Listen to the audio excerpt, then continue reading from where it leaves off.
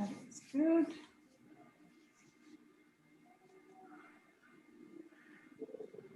What in heaven's name is this? Why?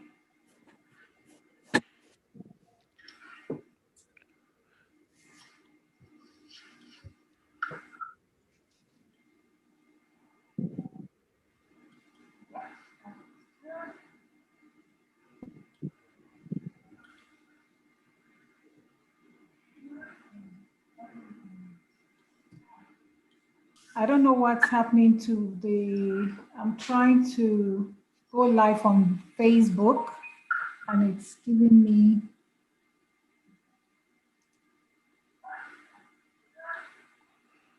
just want to, It says it's on YouTube. yes, I just went live on YouTube. I don't know what's happening to the, I'm trying to go live on Facebook and it's giving me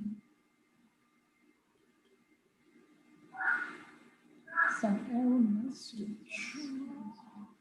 says it's on YouTube. Yes, I just went live on YouTube. I don't know what's happening. I'm trying to go live on Facebook.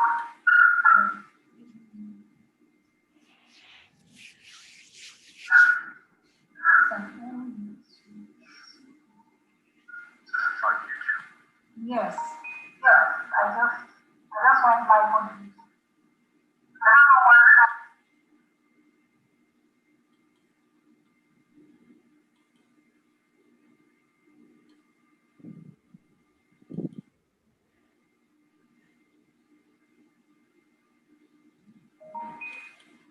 Technology.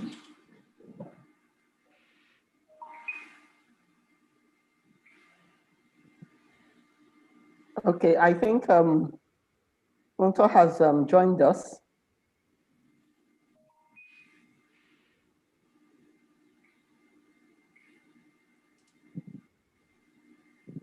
But not as a panelist. What happened? Yes, she's joined as an attendee. Wow.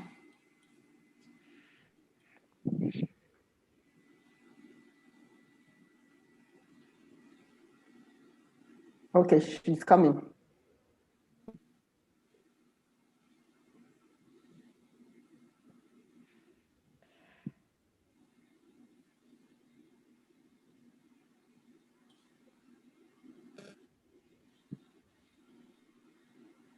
Thank you everyone for joining. You're welcome. Trying to sort out Facebook Live, but it doesn't look as if it's going to happen. Technology is not doing me well today. I'm really trying to get it live on Facebook. Somehow, all of a sudden, the permission is not going through.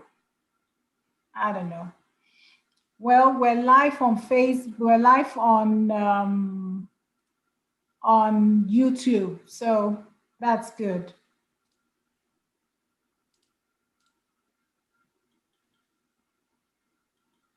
All right, I think we're going to start. You're welcome, ma'am.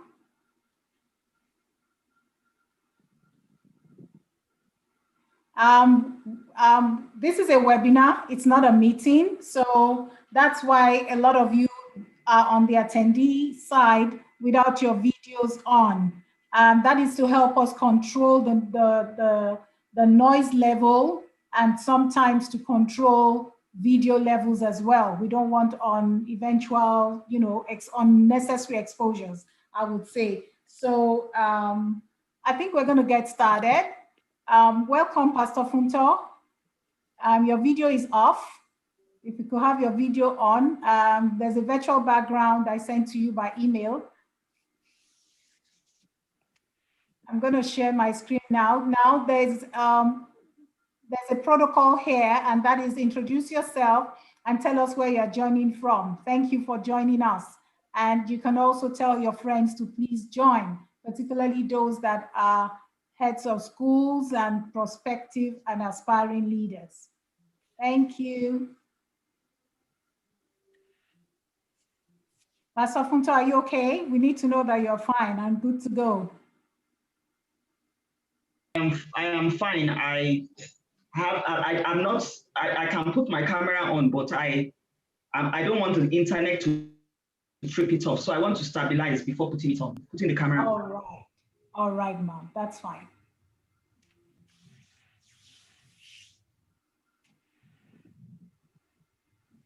We're all welcome to this, to the final segment of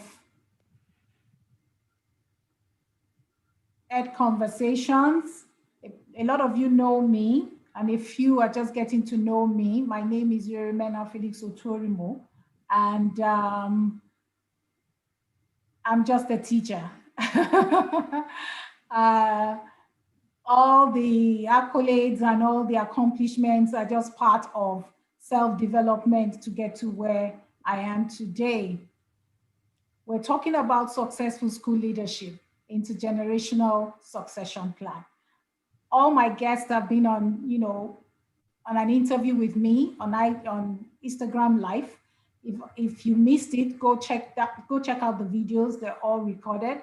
And in the IG Live, IGTV section, it's also on my feed. Now, what is successful school leadership? Successful school leadership in any challenging context, which we have found ourselves today, is focusing on, impacting teachers' working conditions. How are your teachers doing? Are you training them? Professional development. Are you committed to their welfare? Are you committed to their well-being? It is when you're committed to their well-being that you will find and experience student outcomes, improved student outcomes. From my experience and from my experience so far, and my thesis that I worked on for over 10 years, I would say, because I had started the research even before I got the admission to undergo my PhD degree in the UK. And what I discovered, my field was Nigeria. So it wasn't in the UK. I specifically wanted that because all the researches I've been reading had been saying that there's nothing like successful school leadership in Nigeria. And I beg to differ, because school leaders can achieve success when we apply our qualities, our values, our skills, our strategies, all to make a difference. And a lot of times when we see even whatever the research is saying, what I have found out is that successful school leadership in Nigeria is a collective and direct effort of the entire school community, working together as a family unit. I'm here today with my mentor, Pastor Funto, Mrs. Augusto. She's here today because of that family unit we have developed. We have developed it, and it cuts across culture, it cuts across national boundaries, even beyond the sub-Saharan Africa. But really, if that is the case, my question has always been, why are we experiencing low student outcomes in our education system generally? Contemporary successful school leadership is what we're going to be looking at today. And we're going to start with transactional leadership, which Dr. Vera James will be, giving good attention to. Transformational school leadership by Ms. Abiola Lamikora, instructional school leadership by Professor Jack Rice, delegated school leadership by Pastor Funto Augusto. I will be handling the distributed school leadership and spiritual school leadership, which I found that a lot of us are operating within in the Nigerian community, school community, and then a combination, which I call successful school leadership combo. So at this point, I would like to introduce my next guest, Dr. Vera James. Dr. Vera James is the principal consultant of Vera James Global Consultancy Limited, a foremost education consultancy organization focused on raising successful, excellent, driven individuals within the family, educational, national, and global systems. She is a management member of the Ask the Pediatrician Foundation, a global child health and welfare foundation with an online community of over 600 members across the globe. She leads a team of over 2,000 volunteers across 33 states in Nigeria. She's the former dean of the former dean of education at the Corona College of Education, Lagos, Nigeria, where she managed all academic aspects of the institution. She spoke a lot about this during our interview on Instagram Live, so you can check that out. Dr. Vera James is a fellow of the Institute of Management of Consultants, the Chartered Institute of Corporate Mentoring and Coaching, Nigeria, National Association of Educational Administration and Planning, British Education Leadership Management and Administration Society. She holds a PhD in Education Management, Masters of Education degree in Management, both from the University of Lagos and University of Lagos, Nigeria, Bachelor of Education, Mathematics. Oh, that's a good one. She spoke about that too on the IG Live. Welcome with me, Dr. Vera James. Dr. Vera James, over to you to do justice to transactional leadership. Our conversation on Instagram was very interesting. So I would like you to go ahead, share your screen and take it over. Thank you so much, Dr. Emena, for having me on this conversation. I am particularly privileged and grateful to be speaking alongside wonderful speakers today. And I particularly have come here to enjoy myself and learn from everyone on this conversation. If you do not mind, if it's okay, I will just turn up my camera so that I am very careful with my network at this time. Okay, so we go on now. Right, we're talking transactional leadership. Sorry, can you see my slide?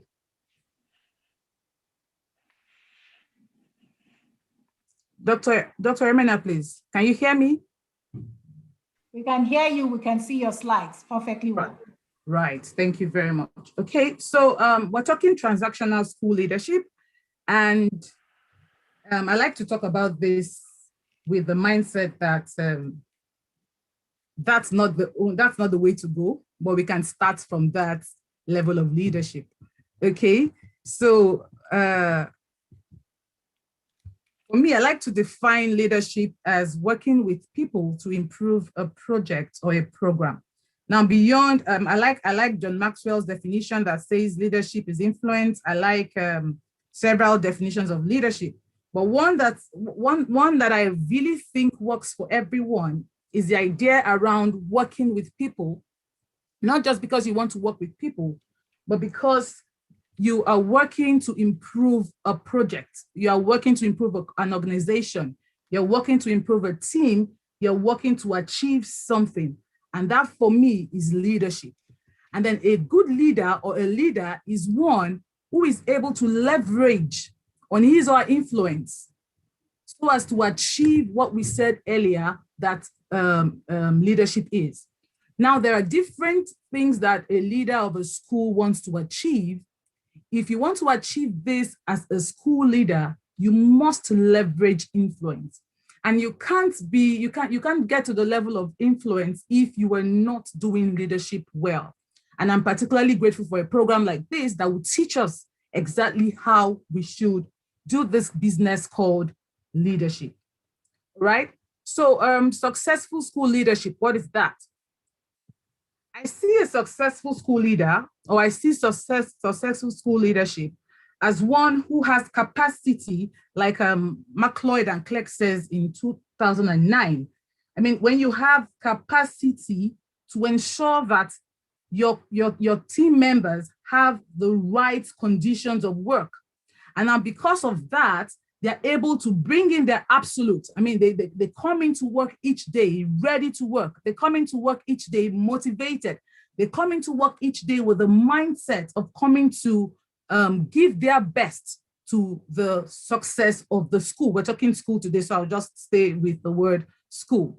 I mean, but they are doing all of this with an enhanced sense of their own well-being. And that's what successful school leadership is, whereby you're getting the bottom lines, you're achieving everything you want to achieve, you're getting people to work, everybody is excited, everybody is motivated, everybody is ready to do this job.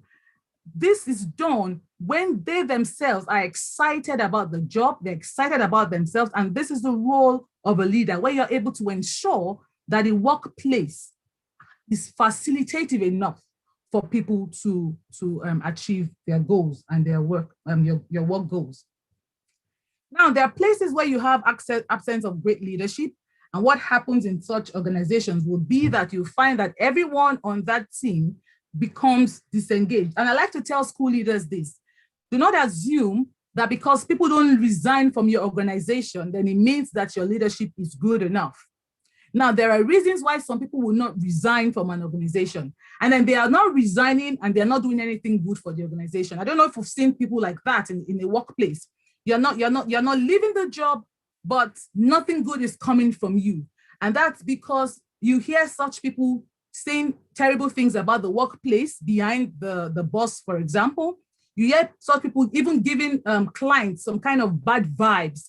I mean, so we must understand that the fact that you're able to keep your staff and not, it's a good thing to keep your staff and reduce attrition. Yes, it's very good and very beautiful, but be sure what the reason is why your staff, why they're not leaving you. Now, only you as a leader will be able to answer that question. If probably because they don't have options, some may not leave you because for whatever reasons that are not really true to you and true to the organization. So you would rather prefer that those people even leave your organization. You want to have a team that can understand what leadership wants. You want to have a team that believes in what leadership wants. You want to have a team that can identify with the priorities of the organization. And then when your team can do all of these things, then you're sure that you're working towards success. And so what is transactional leadership? In the word just simply means give and take. I mean, that's basically what transactional leadership is, give and take. I employ you, I give you a job, I'm going to pay you a salary, and then you must do my job. And so one of the things that we found out with transactional leadership is that the leader solely initiates. And then I like to ask the question, what if? Now, if you're a good leader, it's even obvious that one person cannot run the show of an organization. So it's not possible. But we can even manage it if the people we have, if the leader we have is good enough. I mean, has competence. I mean, is competent and all of that. But in cases where the leader is not that good, what if the leader knows nothing? And so that's why you don't want it to be one side. I mean, you don't want leadership to come from one side of the divide. And that's where we fault the transactional leadership style. However, I always say when I have a conversation on transactional leadership, the truth is, okay, I'll get there as we progress. Let's just go on. Now, transactional leadership is exchange-based. I mean, it talks about tangibles and intangibles. You do well, I give you money. You do well, I give you resources. You do well, I recognize you. You do well, I praise you. You don't do well, I punish you, I fire you, I sack you. I mean, that's the extreme of transactional leadership.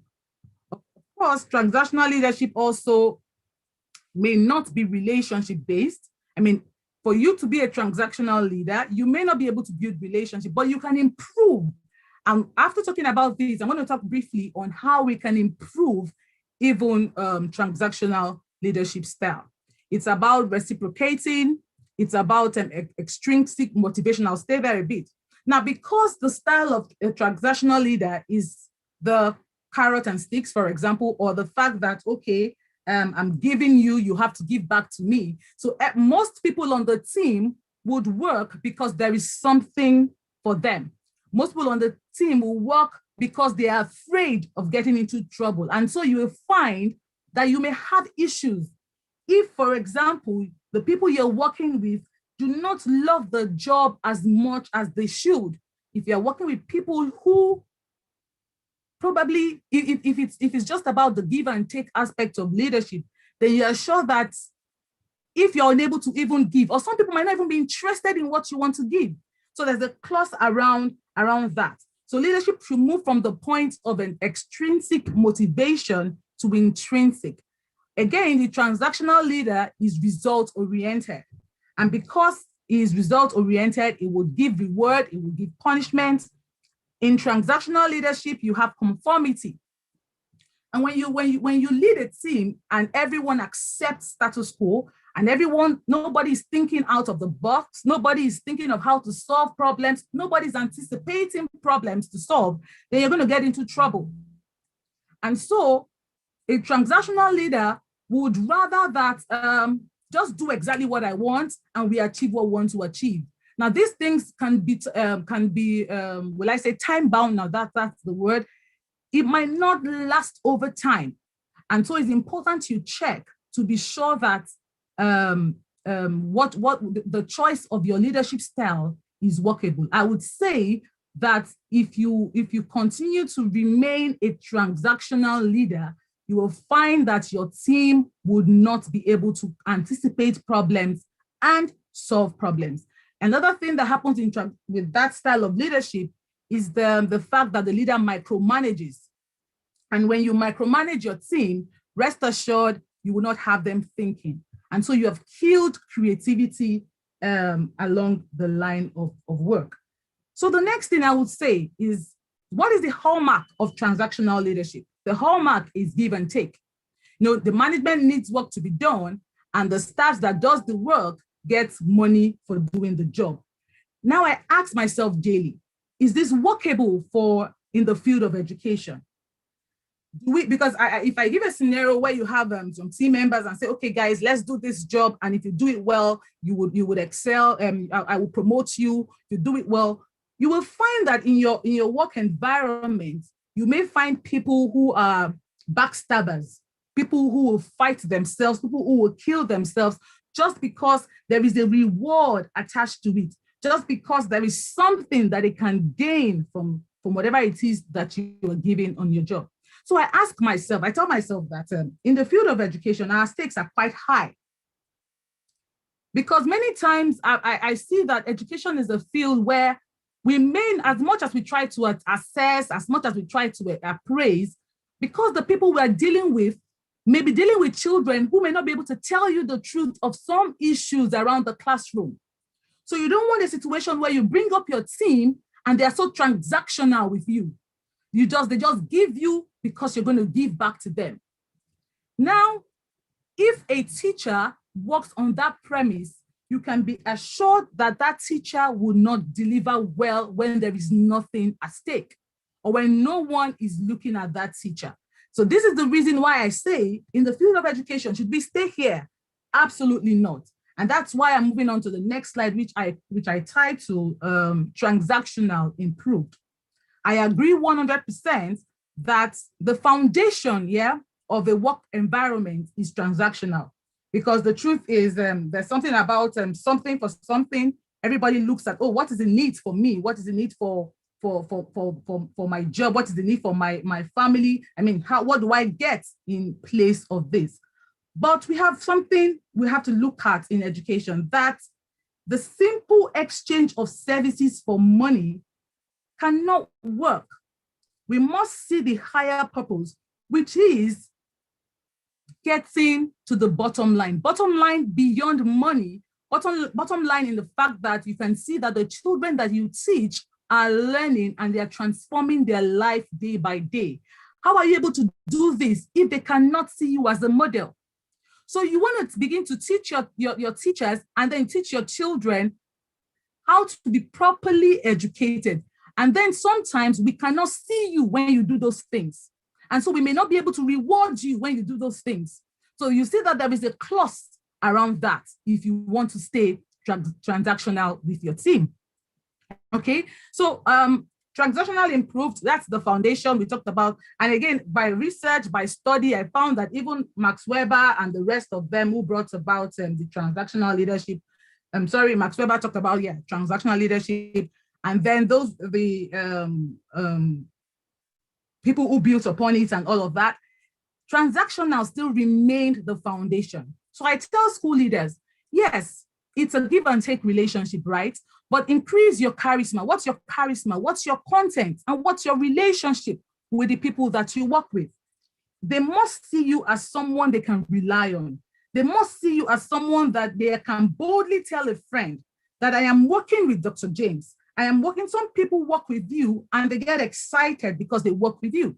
So you want to increase that. You also want to be sure that you have content, because nobody follows a leader who has nothing to show for it. You want to also show that you want to build relationships.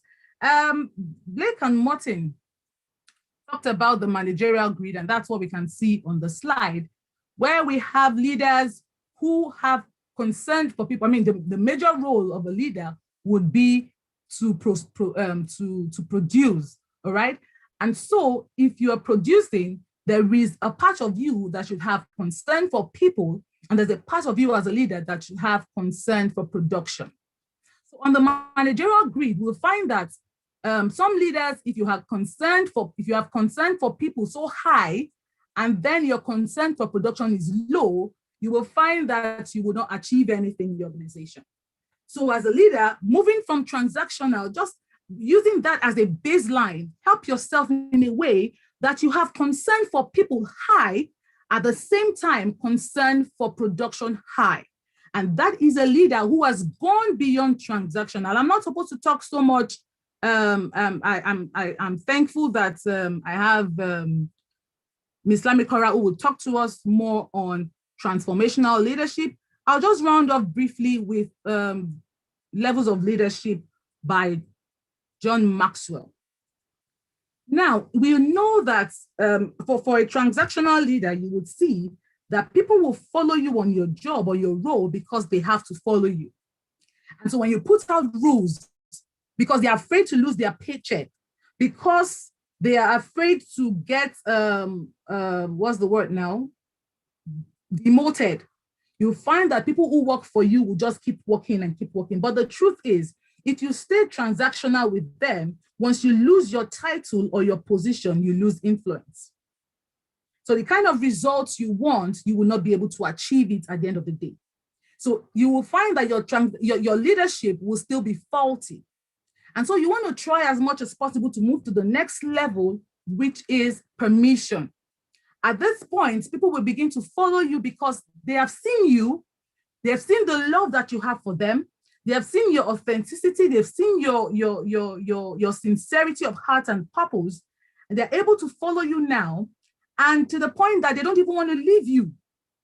Now, this is a good place for leaders to stay. I don't have so much time to talk about this. I just thought I should run through it. This is a good place for leaders to be, but not a good place to stay. So while you're leading your team, while you're leading your staff, you must move to the level of production. We talked about it earlier, that a transactional, one of the characteristics of a transactional leader is results. And so if you must lead, you must produce results. At this point, people will begin to follow you because of what they see you do for the organization, the successes that you have achieved. You've solved problems for the organization. They can tell for a certain that my leader is not a blockhead, so I will support her. They've seen that you can delegate and get people to do the job. They can see also that you still do all of the other things. You're still on the position level. You're still on the permit. You still have you're still the leader, right? But you have gained their permission, and now they've seen the results that you do for the organization. They will continue to follow you.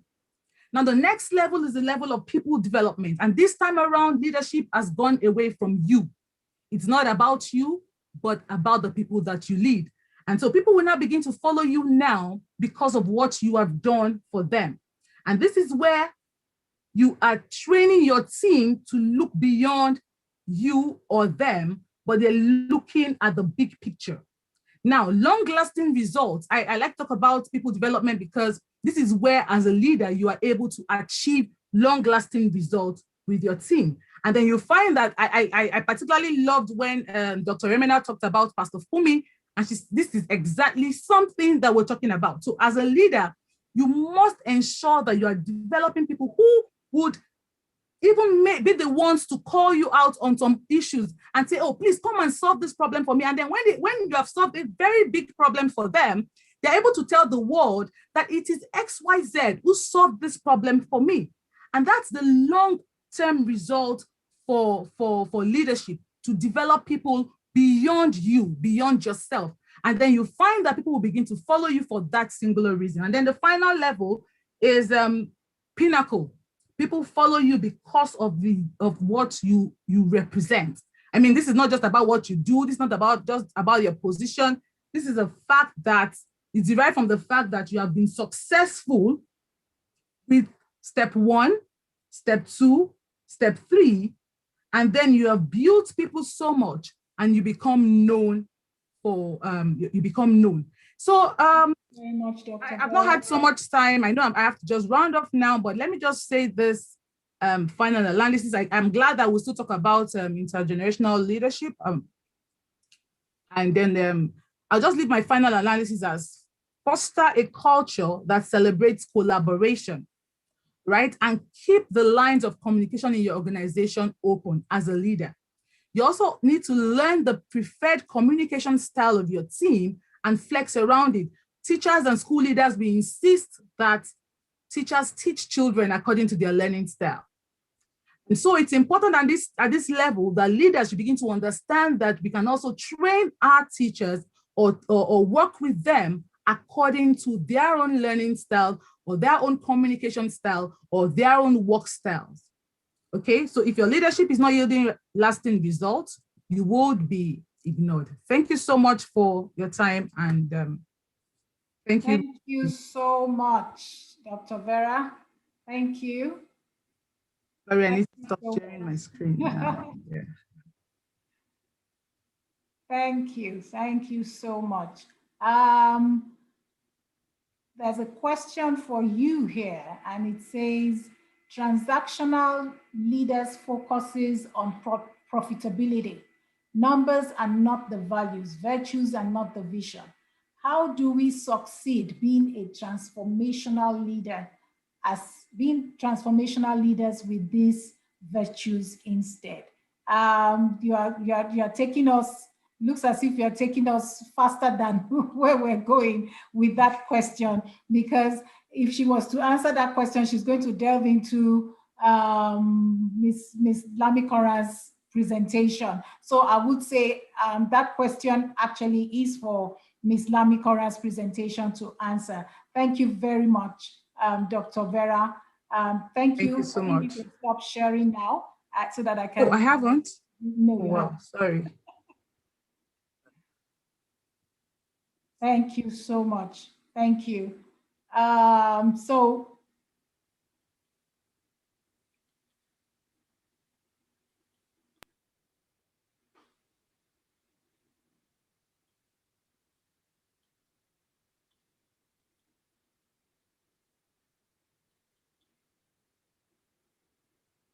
as an introduction to Ms. Lamikora, Ms. Lamikora has acquired over 40 years of experience in education and, with parents, working in the 3 levels of education in Nigeria: primary, secondary, and the college level. After 19 years of running her family-owned school, she then went on to, get involved at the management level and with an international secondary school based in Ijebu-Ode, that is outside Lagos, the City of Knowledge Academy. And I can verify and tell you and testify that that school is an awesome school. She's a certified transformational coach and also a scientist. I can't seem to pronounce etymology, but somehow I guess it is applied etymology.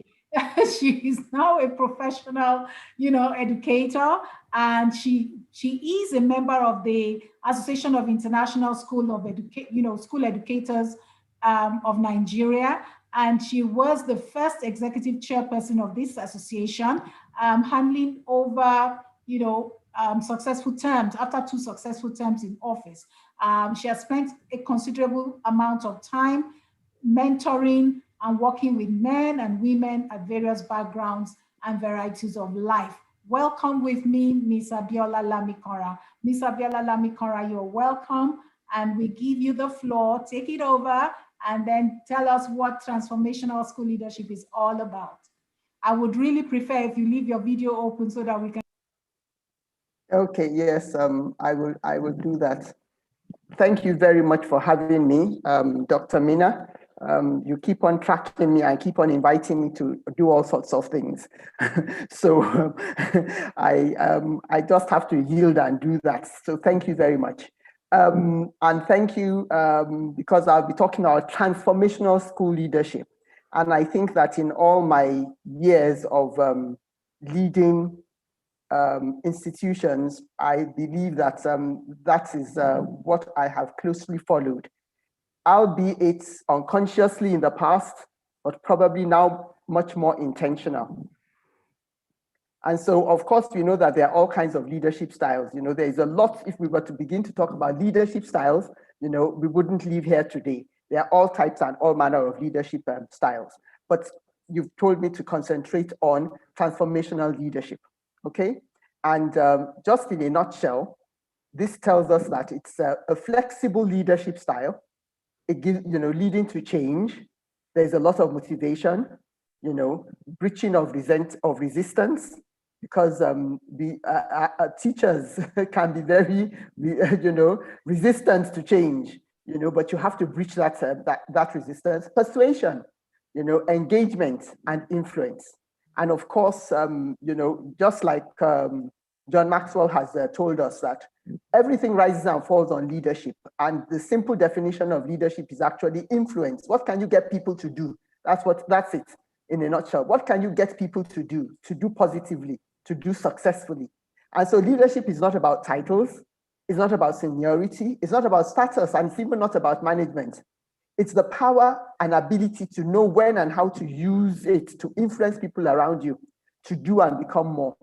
You know, even today, I had to talk to one of my teachers who the children, a group of children are working on a project, and they came to me because they wanted to do something he did not want them to do. I sided with the children, but when I had a closer look at the project, I realized that I actually needed to side with the teacher. And so I spoke to the children. They got the, you know, they understood why I was going that way. And I spoke to the teacher and I said, you know, there's a right way to say no, and there's a wrong way to say no. You know, but at the end of the day, I believe that all of us learned a lesson, even from that little interaction. So, you know, every opportunity is a teaching and learning opportunity. You know, everything that comes up, you know, when you're a transformational leadership, you will seize the moment and you will say, this is an opportunity for me to model something. So transformational leadership is about using your actions to elevate others and put them on their path to greatness. You have to do it every day. You have to seize the opportunity. You have to explore the opportunity that comes. That each time you interact with your people, you are able to teach about something and you to learn. You know, because I definitely learned something today. I learned that there's a right way to say no and there's a wrong way to say no. So what does it mean to be a transformational leadership? And, you know, it's defined as a leadership approach that causes change. And, you know, if there's one thing people don't like, it's change. But it's, you know, you bring about change in individuals and social systems. You know, it's ideal and it creates positive and valuable and positive change. Let me move this out of the way. Yes. Okay. Yes. You know, again, it says in its ideal form, it creates valuable and positive change in the followers, with the end goal of developing followers into leaders. And because I'm the pioneer head of City of Knowledge Academy, I can use this example. I can say this boldly, actually, that when I got together with my teachers, all of them coming from different excellent international schools in Nigeria, I told them, I said, number one, you can't trust me because you don't know me. But number two, all of us are leaders. All of us are leaders. So we are going to do this work together. So how does this work in a school? And what I have said here is that every success story is a story of constant adaptation, revision, and change. Constant adaptation, revision, and change. I remember there was a time when we realized that our students were not doing as well as we would like them to perform. And we identified immediately that actually the children themselves needed to understand their own learning styles. And so we had sessions on all of the children getting to understand and know their own learning styles. And so now the children themselves have taken ownership of their learning. And they actually also know what a good lesson should look like. And they'll probably be the first people to tell you that, that wasn't a very good lesson. But you see, that's what it does, constant adaptation, revision, and change. You can't be afraid of change. So I'm going to quickly go through 10 characteristics of leadership, of transformational leadership, seeking to a positive change, and then a culture of trust and innovation within the school. A culture of trust and innovation. And I keep on saying this, in the school culture in Nigeria, in the private sector, there has to be trust between the owners of the school, the heads of the leaders in the school, the staff, and even the children as well. Because that now creates a synergy of openness and transparency. And then everybody will be able to contribute something to the community. I know that it's a bit difficult because we must not lose sight of the fact that private schools consist of about 1% of, cater to about 1% of school children in the whole of Nigeria. So what's happening in state government, in the state schools? I believe that some states are beginning to move towards that, and I'm sure that they will get better even as they go along. My slides are. So as a leader, you must envision the future. And you can imagine that when we got to Ijebu-Ode, there was nothing. There was nothing there. There were only structures, And so we had to build community. And the only way that we could build community was for me to be able to cast an exciting vision.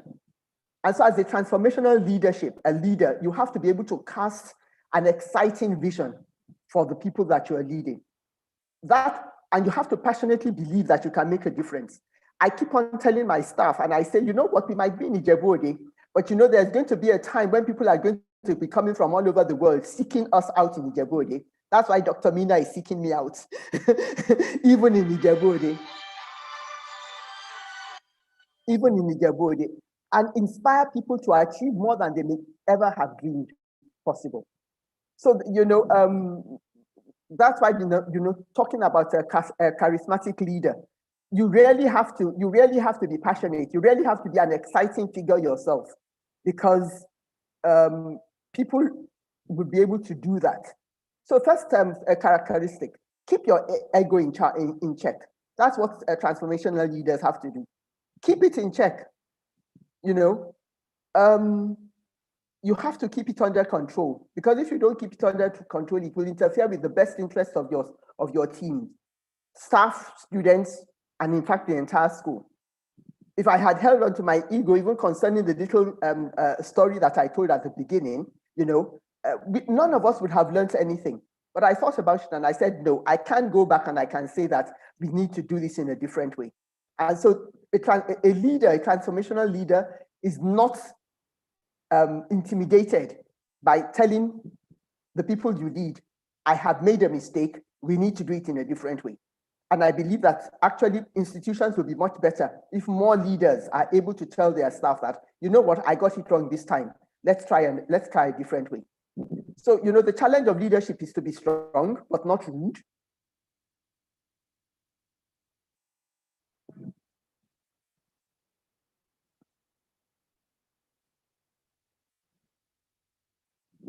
Be kind. That's another thing. I remember an international school that was seeking to employ a new head, and they had a bit of an instability for a while. And the consultant who was recruiting for them was asking me that, what did I think was necessary? And I said, just tell them to be kind to the leader. Kindness is not out of place. Be kind, but not weak. Be bold, but don't bully. Be thoughtful, don't be lazy. Be humble, don't be timid. Be proud. not arrogant. Have humor. Yes, laugh at yourself. If you can't laugh at yourself, then you're not going to have fun, because you are going to fall on your face a lot of times. So a transformational leader should be ready to laugh at yourself, make yourself the butt of the joke if you can bear that. Transformational leaders typically don't need much direction from others. And they are able to manage themselves very well. You have to be internally motivated, because as another thing that happens is that in school leadership, it can get quite lonely, because everybody is there wanting answers from you, and you really might not have anybody else that you want to talk to. And then you get swamped with so many details, but you have to be highly internally motivated. And so with that motivation, they're able to direct the school in the right path. And again, you would say that culture precedes positive results. It doesn't get tacked on as an afterthought on your way to victory. You behave like a champion even before you become a champion. And in CKA, we have what we call our 3 ethical pillars, which are culture, character, and confidence. And everything that we do in the school, rallies around all of those 3 things. So that's another thing for a school. You need to a leader, you need to make sure that the school knows exactly what it stands for. You have to know what you stand for. You have to know why you are doing whatever it is that you are doing. And like I said, everything that we do in CKA rallies around it rotates. The pivot are those pillars. They keep us steady, just like the constant north. Ability to take the right risks. When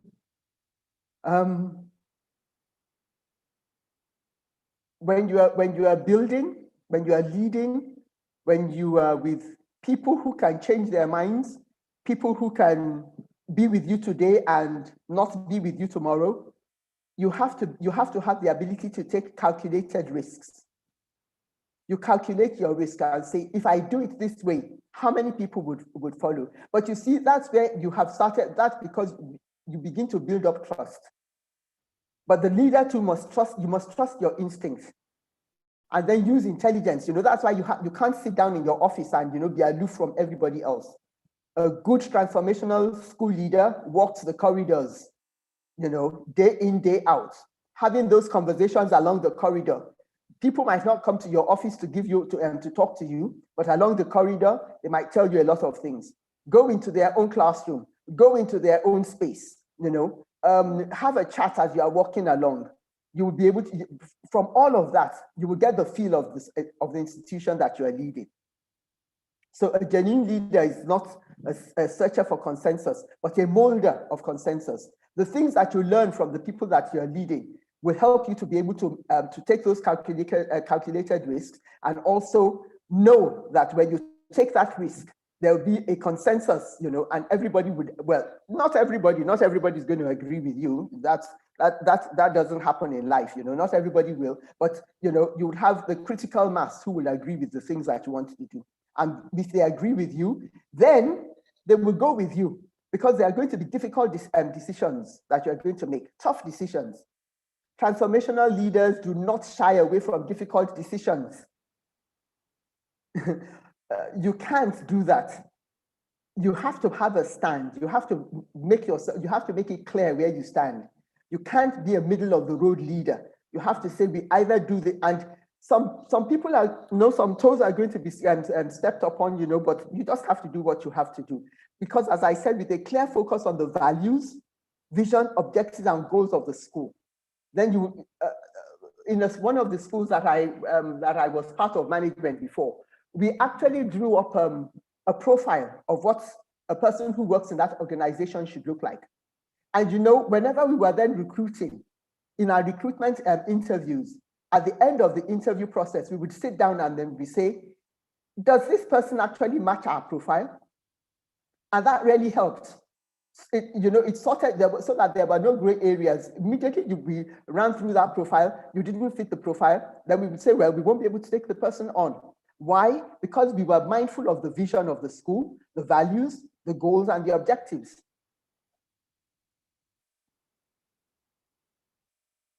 And so you can choose to go back towards safety or forwards towards growth.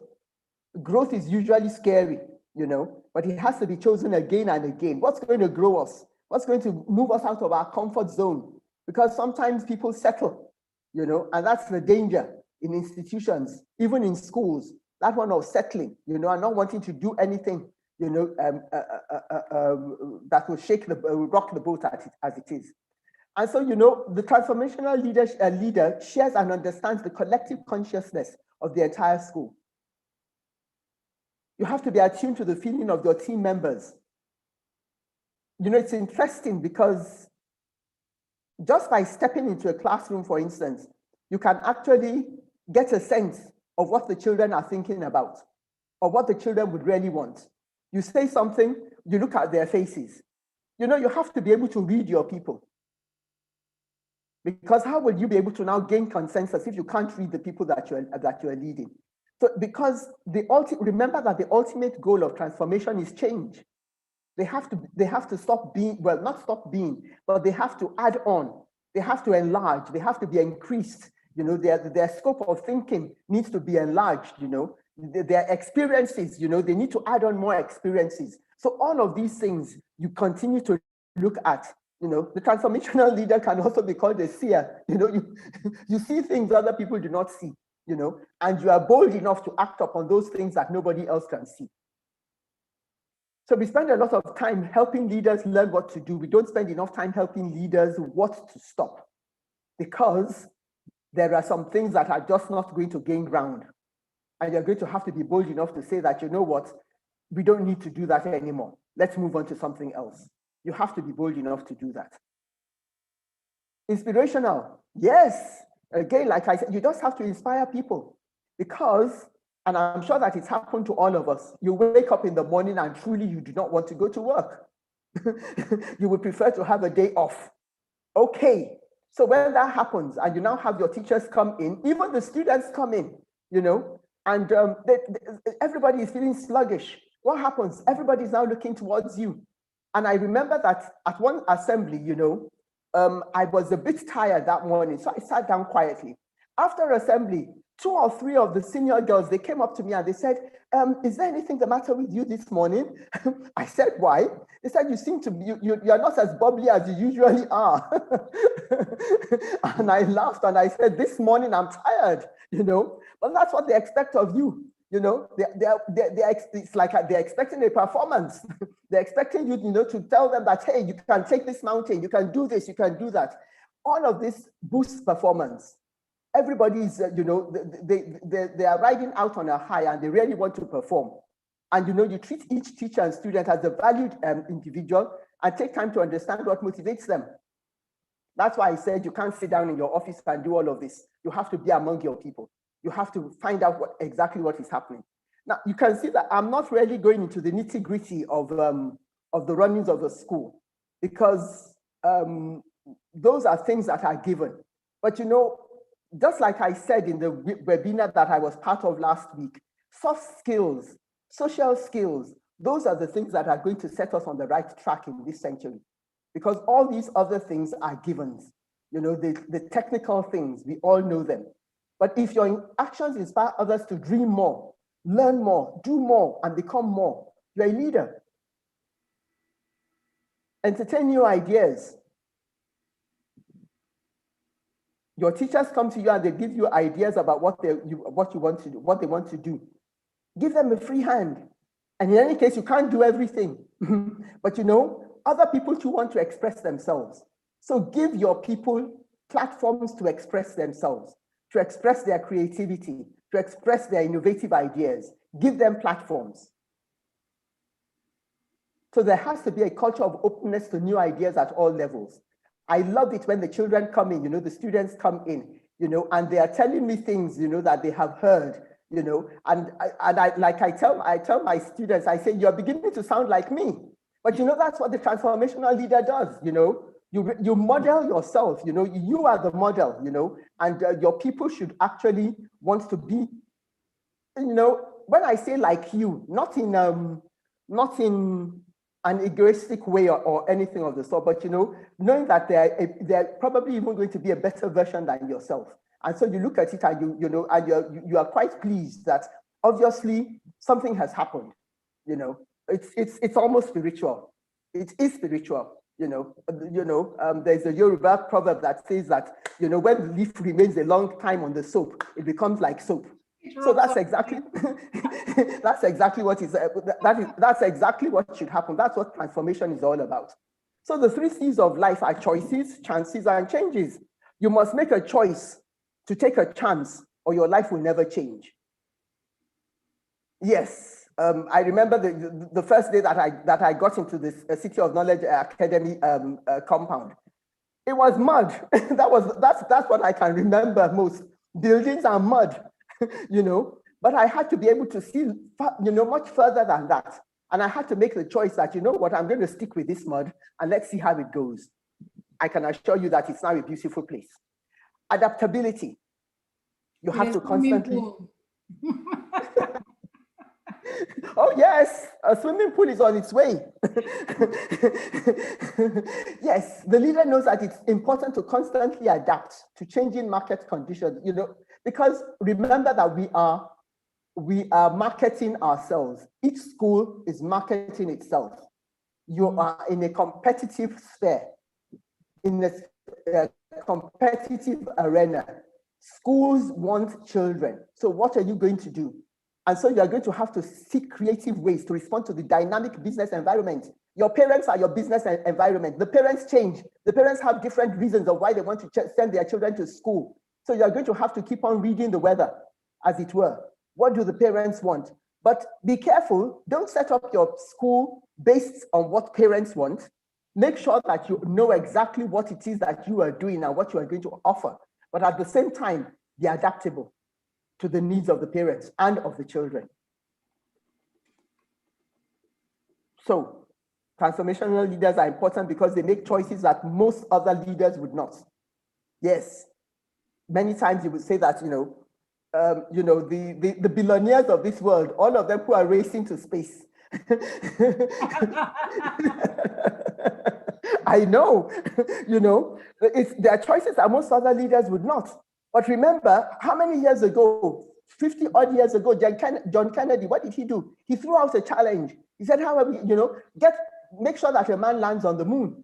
And truly, technology as we have, like we've known it, has changed completely since they began the race to the moon, because so much has come out, so much has been invented. So many innovations have come about. Proactive. You just have to be proactive. A transformational leader, you can't sit down and fold your arms and say, I don't know what to do. You have to know what to do at each point in time. And if you do not know what to do, then you need to be able to have people that you can talk with, who can, bounce your ideas off.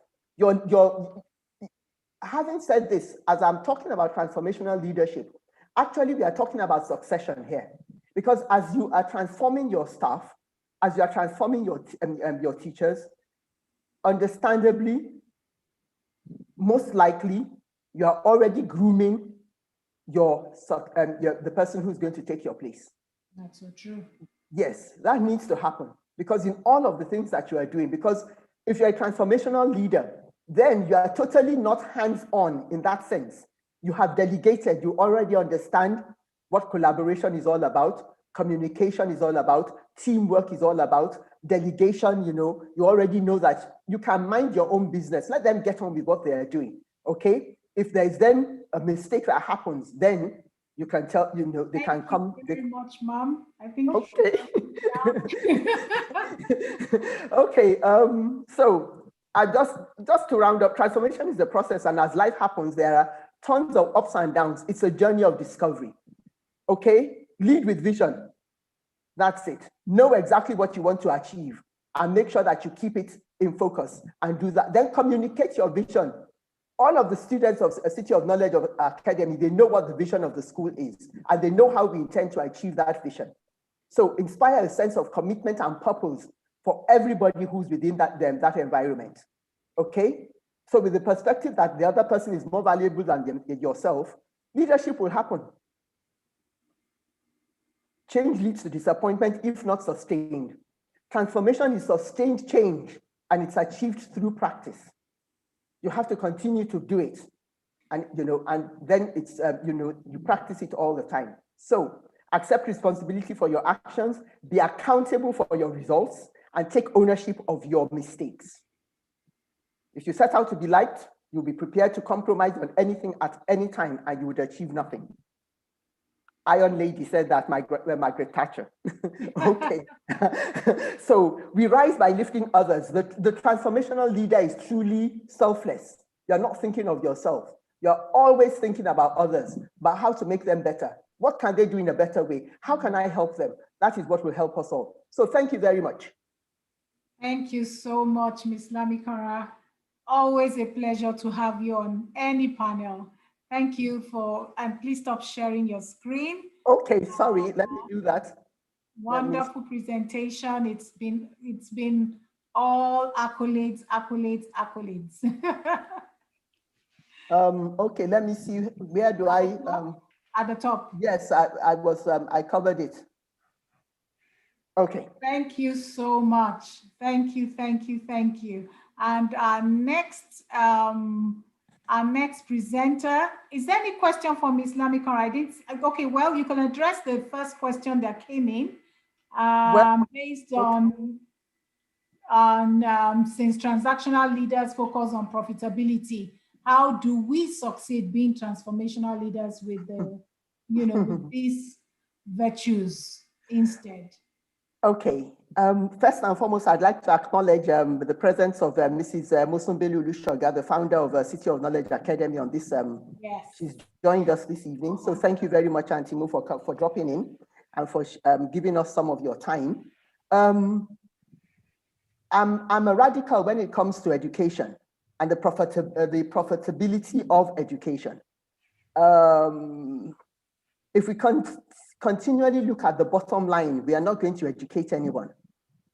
I was doing a bit of research, because of this presentation, and I was reading about Finland, because everybody says, oh, the Finnish education, the Finnish education, the Finnish education. But yes, they say it's the best, but the interesting thing, and one reason why I know that so many of our Nigerian educators rush off to Finland, but they come back and they cannot implement what happens in Finland. Why? Finland, the Finnish government, years ago, set out to make education accessible to all. They were not concerned with excellence, they were concerned with equity. And so they made education the same for everybody, and they made it accessible to everybody. And because it became accessible to everybody, then it became, they were able to do what was good for the students, yes, for the learners, yes. And so honestly, you will grow your school by a mixture of transformational leadership and transactional leadership. Unfortunately, we have to do that. It has to be a mixture. It has to be a blend of that, because I understand that, it's money that runs our excellent schools. Yes. But at the same time, the soul of your school is grown by transformational leadership. Thank you so much. Uche Asukwo, you raised your hand. I've allowed you to speak. So go ahead and ask your question or make your comment.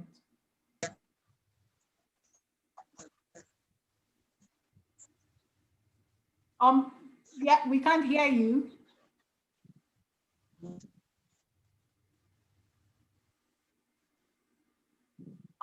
We don't seem to be able to hear you. Your hands were raised up. I've allowed you to speak, but we can't hear you.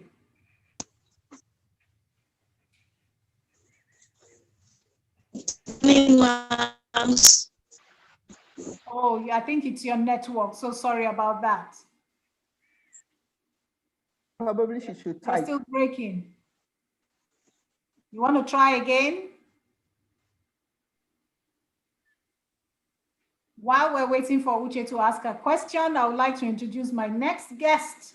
And is no longer a guest, he's now part of the family, and he's requested to come to Nigeria in person. So we're going to make that happen very soon. Professor Jack Rice is the Dean, School of Continuing and Professional Studies.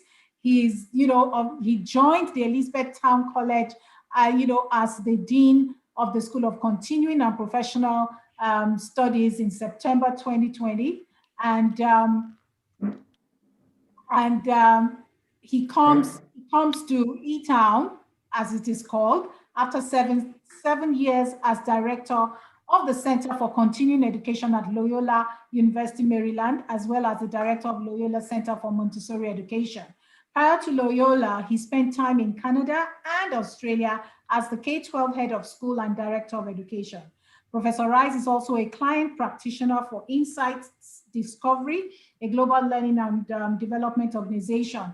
He has a bachelor's degree in molecular biology. All these scientists becoming teachers. Wow, wonderful. He also has his teaching certification and master's in business administration. Please welcome with me, Dr. Rice. Dr. Rice, over to you. Okay. Thank you so much. Let me share my screen. There we go. We've got the slideshow from the beginning. Perfect. So I was so thrilled that you wanted to know about instructional leadership from me, because no one ever asks me that question. And no one ever. And so I thought, oh, this is wonderful. I want to talk about this dilemma of I'm a head of school and I look out at my school. What should I be looking for? When I go into a classroom, what do I want to see? And it's funny because if you ask people around the world, is this a good school or is this a good classroom? They know if it's good or they know if it's not good. But if you ask them, why is it good? They struggle sometimes. They can't really pinpoint it. They can't really express it. They can't really evaluate it.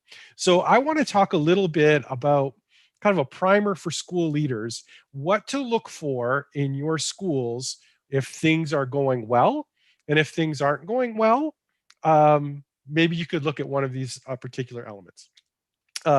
So I thought, wouldn't it be great, because I'm a scientist, or I wanted to be one day, if there was an equation.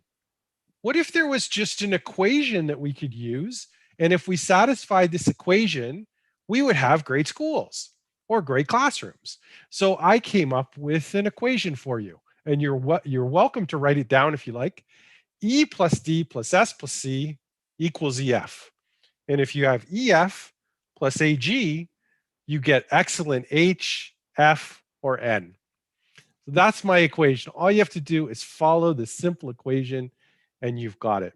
So what I want to do today is I want to explain what each of those letters are. So when you go into a classroom, next time you go into a classroom, I want you to look for E, D, S, and C. Those are the 4 things that I want you to look for. And so in the chat box, it's kind of difficult to actually for me to navigate the chat box with this. So I may not be able to do this, but I'm going to tell you what E is to start off with. And E is endorphins. Endorphins. And so to explain to you what endorphins are, in human beings, we have a chemical in our brain called endorphins. And human beings have a great access to this chemical, endorphins. And so I want to give you a question. Here's my question. If human beings competed in the Olympics against all of the members of the animal kingdom, what one event would we win? So if we were in the Olympics and we decided we would go out, imagine that we put everybody at the sprinters blocks and we had 7 people from all the countries of the world. In the 8th block, we had a cheetah. Would we win that race? We're not going to win that race. We're not even going to be close. Imagine if we lined up all of the swimmers in the world, the greatest swimmers, Michael Phelps, all of them. And in the last lane, we put a dolphin. Do you think we'd win that race? We wouldn't come close. But there is one event in the Olympics, one event that human beings would win every single time. Every time. We would never, ever lose this event. And that's the marathon. That is the marathon. Because there's no other animal in the animal kingdom that would run for 26.2 miles. If you ask them, okay, start here, run for 26 miles, they would quit. They'd quit after the first mile or the second mile, or then they would maybe go to the watering stand and drink for a little while. But human beings have this tremendous capacity for stamina. And they have that capacity for stamina because of endorphins. Next time you go into a classroom, look for stamina. It takes an incredible amount of motivation to stay on a task, to start a task, to finish a task. And so when you look at things that are happening in your classroom, look for those endorphins that are bubbling up in your students. There are three things that you can do in your classroom that stimulates endorphins. One, exercise. So if students are not moving around in your classroom, they are not stimulating endorphins. Make sure that your students can move. Two, going outside. Don't have your students inside all day. Make sure there's natural movement from the inside to the outside. Why? It stimulates endorphins. And endorphins is what we need for students to persist with their tasks. And there's one extra thing that stimulates endorphins in a human being, and that's laughing. That's why it is so important to make your students laugh. And it was very important for me as a head of school to make my teachers laugh. Everybody would say to me, "Oh, Jack, you're such a good leader." "Why do you think I'm a good leader?" "Oh, you're so funny." And were they being trivial? No, it's really important because it stimulates endorphins. It helps you get moving. So when you go into a classroom, look for endorphins. D, dopamine.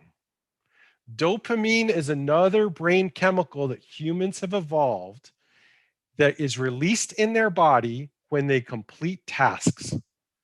So when you do an exercise and you finish a task, you get a little shot in your body of dopamine, and it feels great. It absolutely feels fantastic. So you're always, as a teacher, trying to match the tasks with the skills of your students so that they can complete a task. Once they complete a task, they get a shot of dopamine in their body, and they love it. They love the feeling of dopamine. Now, there's a downside to these chemicals too. So for endorphins, there's a downside. People shouldn't be running marathons. It is not good for them. It is not good for the body. You also have to stop, and you have to rest, and you have to relax. There is also a downside to dopamine. Dopamine is great. We get all excited about completing tasks, but there's other things that stimulate dopamine: food, caffeine, cocaine. Dopamine is incredibly addicting. It's an addicting chemical. And if you're constantly just addicted to dopamine, it's dangerous. S is serotonin. Serotonin is a chemical in the body that gets released when people work together and are cohesive. So when you see teamwork happening in your classroom, and you see 2 or 3 people working together on a project, and all of a sudden one is helping the other, and the other's looking at each other, and they're looking at each other with pride, and they're so happy that they're helping each other, that's a chemical being released in their body called serotonin. And when that serotonin gets released, it feels so good in your body when you're working together and helping each other. There can be a downside to serotonin. There's a lack of serotonin or there's too much serotonin, you can become anxious. You can become too prideful. So you have to make sure there's a balance, just the right amount of serotonin, just the right amount of endorphins, the right amount of dopamine, the right amount of serotonin. And the last thing I ask you to look for in all your classes when you walk in is C, cortisol. Cortisol is a chemical that gets released in the body because of stress. So when human beings face stressful situations, their body can shut down. And it's very important if you are trying to teach children that are stressed, that are anxious, what's happening in their bodies is they're flooded with this chemical cortisol. And you can't teach them until that cortisol diminishes. The best way to do that, increase the endorphins. Go outside, laugh, exercise, reduce the cortisol level, then come back. Then you can teach. But there's a positive side to cortisol as well, because cortisol means that you'll act, you'll move, you'll change, you'll adapt, you'll flee. So sometimes you just have to give challenges that are just a little too difficult so that they can stretch and they can really kind of grasp for things. When you have a great balance of those 4 things in your classroom, endorphins from going outside and laughing, and dopamine from completing tasks, and serotonin from working together, and a little bit of cortisol for a little bit of stress, what you get is great executive function. And that's what you see in classrooms when you go, hey, that's a great school. That's a great classroom. You're witnessing strong executive function. And executive function means you're seeing self-control. You're seeing students that are flexible. You're seeing students that are organized. You're seeing students that are self-directed. When that's happening, they have great executive function, and it's because all those brain chemicals are in balance. If you have a classroom that has wonderful executive functioning, and you give that class agency, that is, you give those students the ability to choose their own work. If they have that ability to choose and they have strong executive function, you'll get to a state called flow. That's what Csikszentmihalyi would call it. He would call it flow. You are in flow. So when you go into a classroom and it's just working perfectly, it's called flow. There's another word for it. Paulo Freire would call it humanization. There's another word for it. Maria Montessori would call it normalization. But it's all the same thing. It's that time when skills and challenges are just being met. There's lots of nice dopamine. People can go outside and laugh and exercise. People are working together cohesively, and there's just the right amount of cortisol. All of that works together to create this feeling. So when I ask educators what's going on in your classrooms, I ask them, point out to me where you're seeing serotonin, where you're seeing cortisol, and not too much of it, when you're seeing dopamine, when you're seeing serotonin. So I always have fun with this, because I think when you're a school leader, you get asked, hey, what's going on in my classroom? What's going on that's great? What's going on that could be improved? This formula helps you to break it down. Those are all the words that I just mentioned, and I will pass these slides over to Dr. Mina, and she can distribute them. This is what it looks like. This is a picture that I took at the Post Oak School in Houston, Texas. And I just stepped back for a second and took this picture. And you could take a similar picture of all of your schools, and you could go, this is the time where it's right. This is the time when everybody's in flow. And when that happens, you're going to see all of those beautiful executive functions, self-control. You're going to see students that aren't impulsive. They can actually control themselves. You are going to see them have control of their emotions. They might get sad, but they know how to get themselves unsad. They can initiate tasks. You look in this picture, you see these students, they're moving around, right? You're seeing a lot of endorphins happening. They're completing tasks, a lot of dopamine happening. So they're able to initiate their own tasks, because if you look in this classroom, so a lot of students, you see the adults around somewhere, but a lot of them are self-directed. They have agency. They can monitor themselves. They're flexible. They see a challenge, they can get around it. They have some flexibility.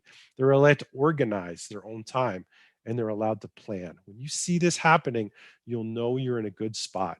And if you don't see it happening, what to do? Think E, D, S, and C, because it's probably one of those problems. There's too much cortisol. Students are too addicted to dopamine, or the tasks are way too hard for them and they're not generating that dopamine, or they're cooped up inside all day without the ability to release endorphins.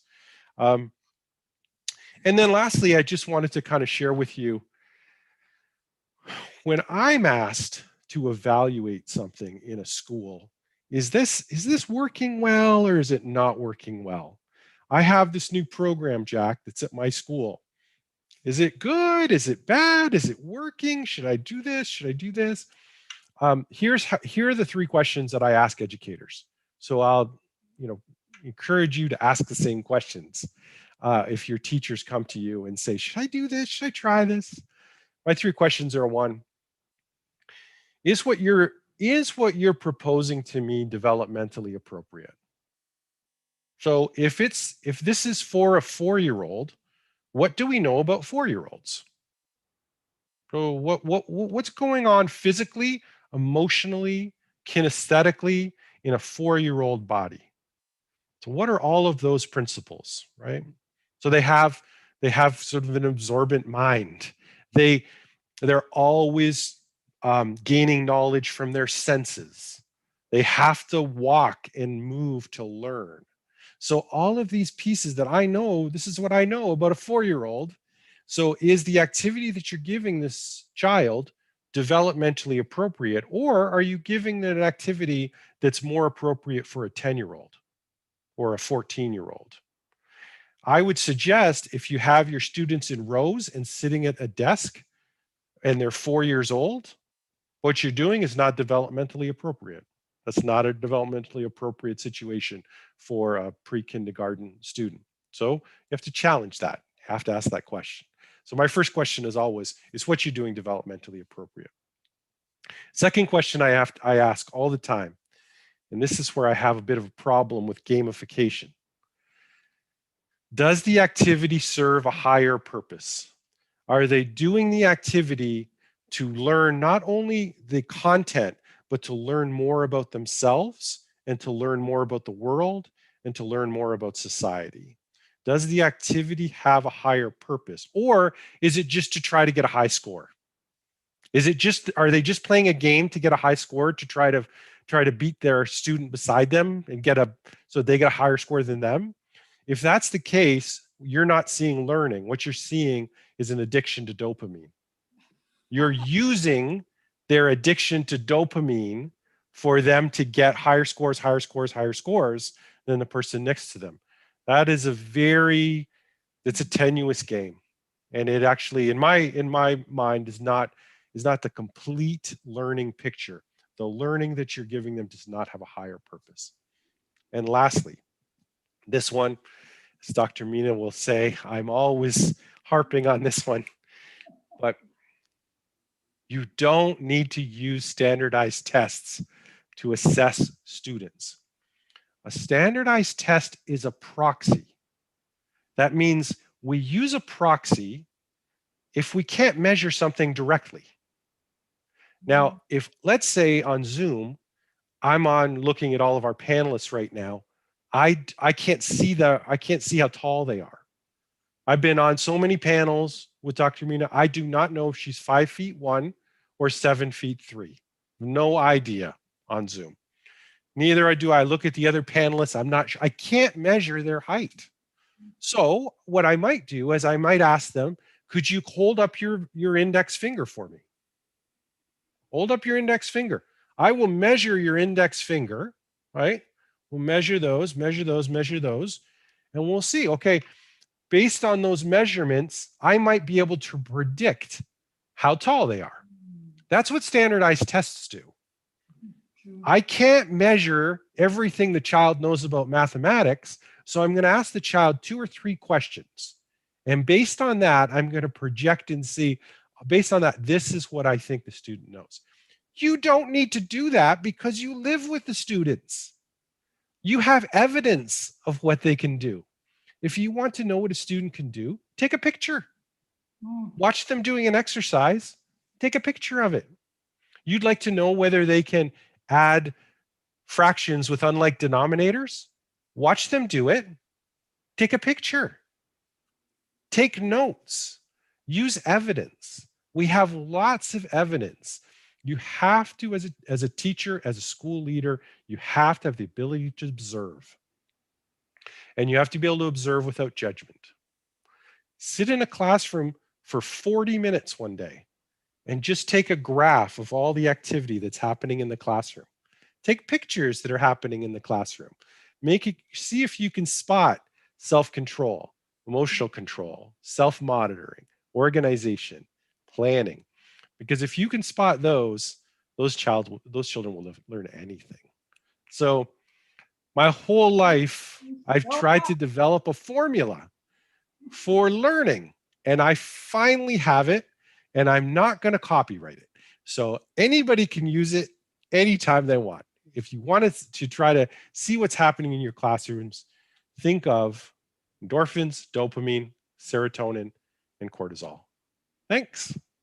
Thank you so much, Dr. Rice, Professor Rice. So always a pleasure to have you on any panel. Thank you so much. While you stop sharing, I can now introduce my next guest. But is anyone, I can't see any hands raised. Any questions? None in the, are we just taking it all in? Is it all new or is it all exciting? I know it's a lot of information to process right now, but I'm sure we are learning, or we want to keep it till the end. Okay, good for me. It's saving some time for us. My next guest and my final guest for today has always been a pleasure to also have her on. She's my boss, she's my mentor, and I've always loved having her on any panel as well, like the others. Mrs. Fumito Augusto is the governor on the board of Association of Christian Schools International Nigeria, an educationist with over 35 years experience in teaching and school governance. Mrs. Augusto serves on many other boards, some of which are Redeemers International School, Day Waterman College, Redeemers Christ the Redeemer School Movement. She's the voice, I said that before, and I keep saying it, that she's the voice and the face of Christ the Redeemer School Movement. And that is where I got most of my experiences from. She's a member of the board of Special Olympics Nigeria. Mrs. Augusto is fully married and a fully ordained pastor of the Redeemed Christian Church of God, an alumni of Forbrel Institute, London, one of the best teacher institutes in the world, Rema Bible Training Center as well in Tulsa, Oklahoma. Please welcome Mrs. Augusto, and she takes it on, and she's just going to be sharing from her heart today. Wonderful spice of life. Variety, it is. Take it over, Mrs. Augusto. All right, thank you, Doctor. Thank you, everyone. I have really, really richly been blessed just listening to every one of our speakers and wondering what there is left to share, really. But then my topic for this discussion and this conversation this evening is delegated school leadership. And when I became a head of school, I didn't really understand the word delegate. I am, in personality, I actually happen to be a person that liked to be in control. So I would do most of the things myself to be sure that everything was properly done. But then I would get very tired and I'll get really run down. And then one day, as I was signing the salary wage bill, I saw all the figures, everyone's salary. I saw the total sum. I saw my salary, and I asked myself, why am I about to kill myself doing all this work? My responsibility as a head of school is to make sure that everyone did their part and that they did it well. So that was the beginning of the turnaround for me concerning delegation, that I needed to learn to delegate and then supervise and then ensure that people did their part properly and the school would run well and I will take the load off my shoulders. And so as we talk about the delegated school leadership, I will talk about different things as it comes to mind. In the first instance, the school leadership starts from the board of trustees to the board of governors to the school, the principal, the head of school, the senior leadership team, the middle leadership team, the curriculum leaders, then the teachers, and there are different groups within the school structure that then have a responsibility to ensure the mechanism of the school as an institution actually works out well.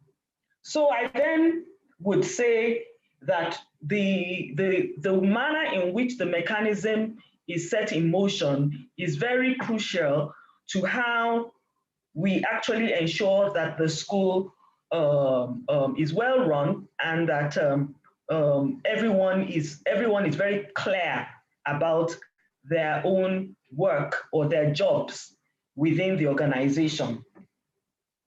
One of the things that one of the leadings that I had, I can't remember very clearly how I came about it, was to create multiple leadership roles within the school. And by creating multiple leadership roles, I made everyone in my school feel we are all leaders. We all have something we can lead. I cannot do it by myself, and I need you all to take on your leadership roles within the institution. And so I would encourage staff, and to start that, I had my senior management team, and we discussed the different jobs we could create within the school. The different jobs that whoever was in the sphere of leadership in that role would then lead it, and all of us will follow.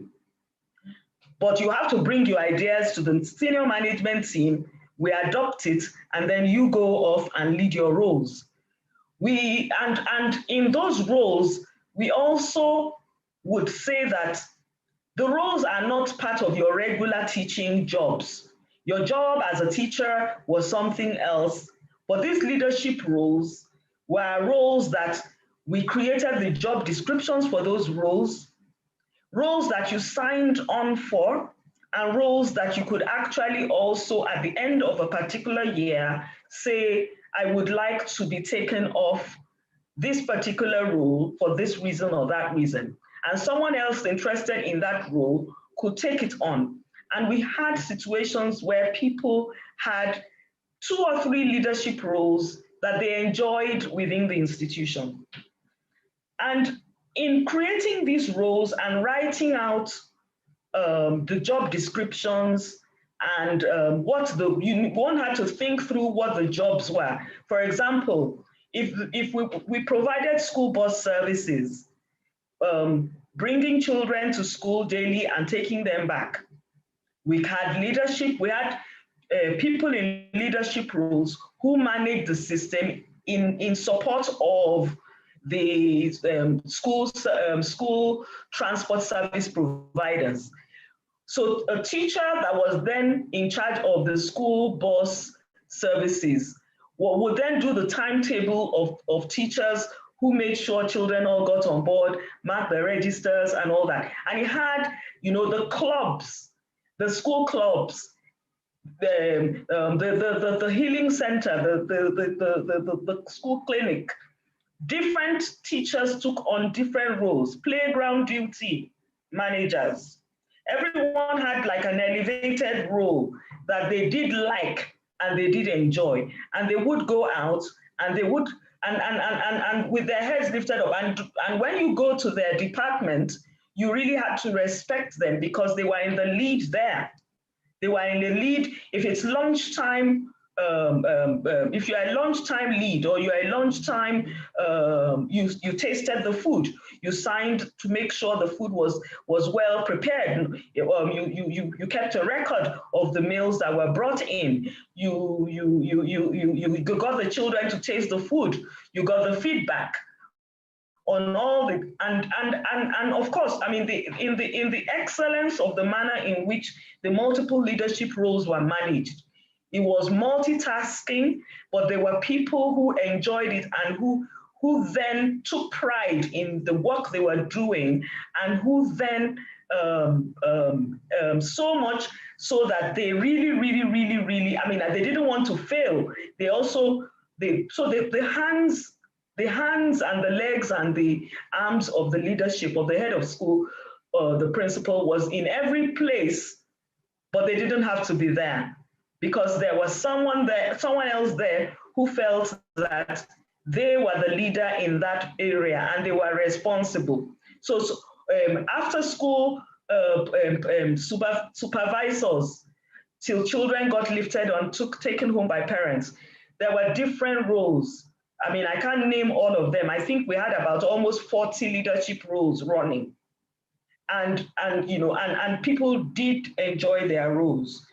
Now, we also would then, to make sure that the delegated roles, that the delegated school leadership was well run, we would also do 360-degree school evaluation to measure feedback from stakeholders, feedback from children, the students' voice, this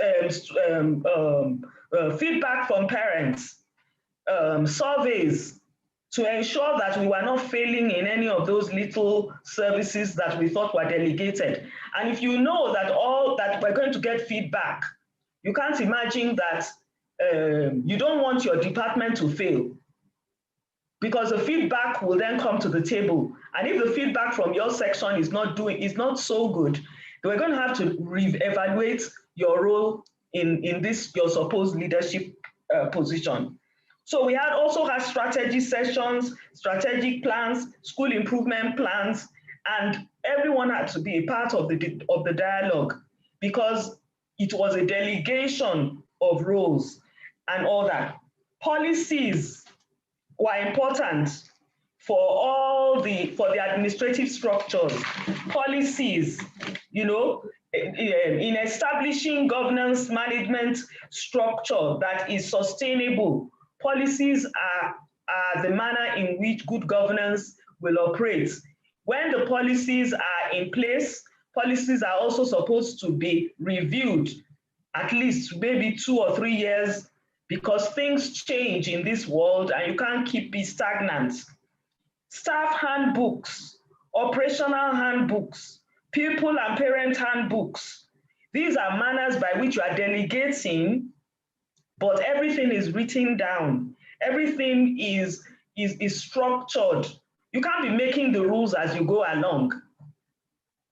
You can't be making sanctions and rewards cannot be policies. You can't be making the rules as you're going along.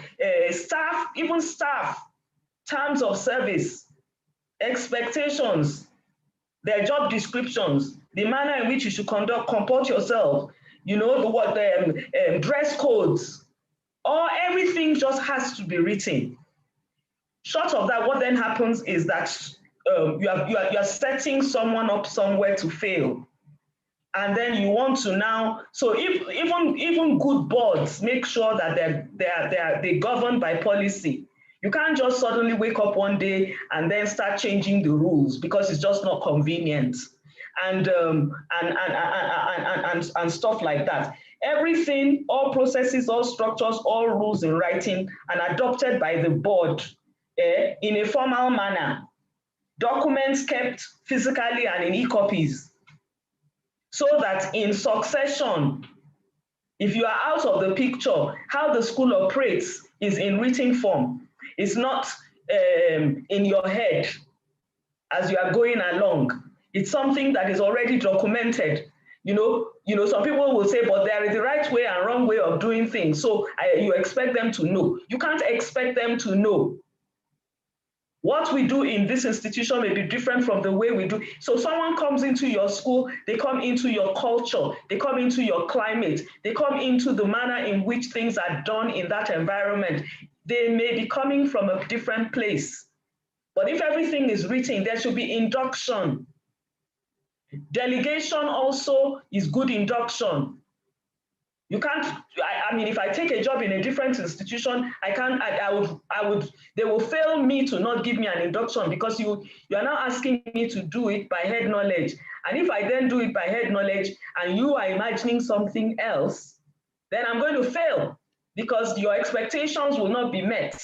Your expectations will be dashed because you have not set up a procedure. So write the vision and make it plain. Habakkuk 2, verse 2 and 3. Make the vision plain, write the vision and make it plain, that they who see it will run with it. That, in other words, the Bible even tells us that we should write everything out that we plan for people to do and all that. You know, there are also ways of how can aspiring school leaders position themselves for succession. You know, we're talking about succession plans and all that. You know, when handing over notes, many people have left organizations without handover notes. I mean, if you do not leave a handover note, or decent, I mean, I wouldn't even say handover notes. What is a handover note? A handover file, a bulk document that says to everyone, this is the legacy that I have left here. These are the standards by which I ran this place, you know, and all that. And it will be in written form. Leave it to them if they don't continue. But if you are sure of yourself, you make sure everything is in black and white. You back it up in the clouds now. And make sure that, you know, no matter generations to come, what they ask, what did Funso Agusto do there? This and this and this, you can still track it. You know, yeah, and all that. So in terms of delegated school leadership, we need to make sure that the job is shared. We should also do school self-evaluations.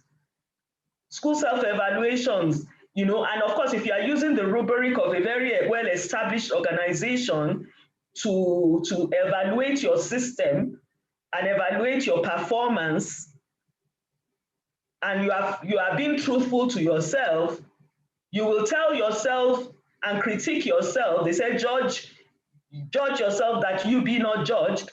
You will judge yourself and you will correct yourself, and you don't need an inspector to come and tell you what you can tell yourself. So even in the delegation processes, we should get self-evaluation processes, get our staff to self-evaluate.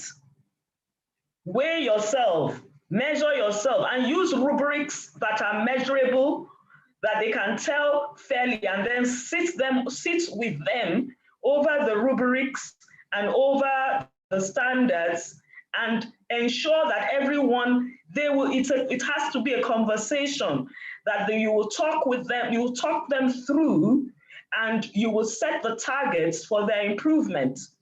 And when it's done in a friendly way, I like Ms. Lami-Kora's friendliness, you know, and all that, in a loving, friendly, cheerful environment, in a contemporary, collegiate manner, then everyone is going to be happy, because they will see that the purpose of the self-evaluation is to improve, is to get them to self-improve, is to get them to improve their performance, to become better practitioners. And when they have learned to become a better practitioner, they will not forget you. They will remember that you helped them to get where they're going. I always say about my board chair at the Redeemers International School. My board chair happened to be Shola David Bora, who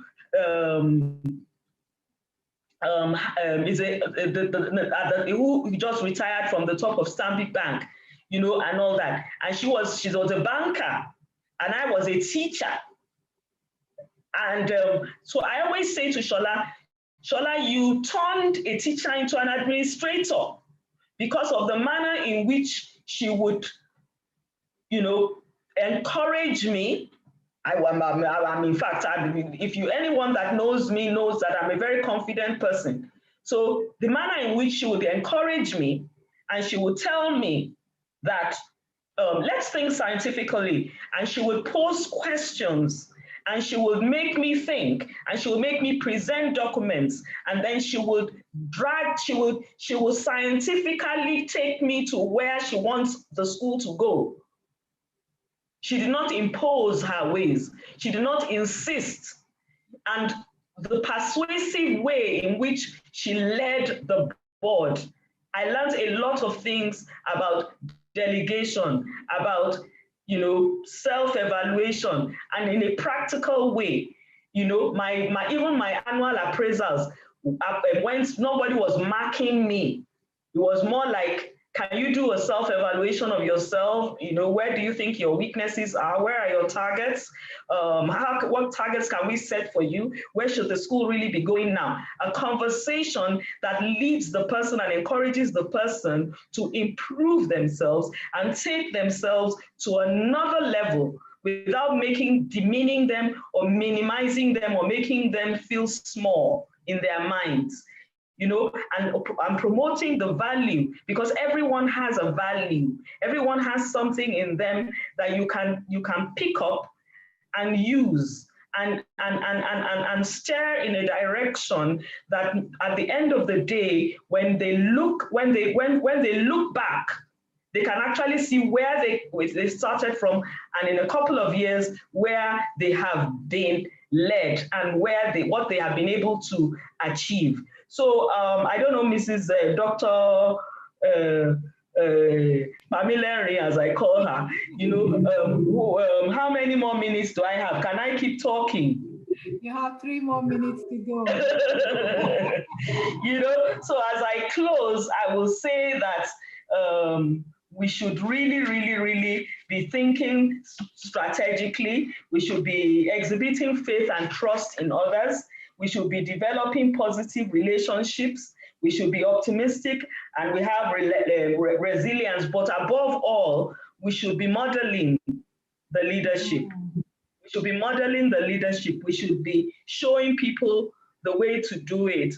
There are many heads of schools that want to teach, but time will not permit them. However, I know a couple of heads of schools who have managed to continue to teach in spite of the load of administrative work that they have. But then for them to have their classrooms, they also probably have to have a staff that is filling in for them, so that when administrative work prevents them, you know, and, you know, modeling and showing people the way, inspiring a shared vision, you know, and challenging the process, enabling others to act, and encouraging the heart, and showing people that it is very possible for them to do better and for them to accomplish, you know. And it's a state of mind, because we are talking about communities, affecting communities positively. What is the climate like in your school? Is everybody, as soon as you arrive, does everybody scamper to go and hide? I remember a very lovely lady called Mrs. Payne.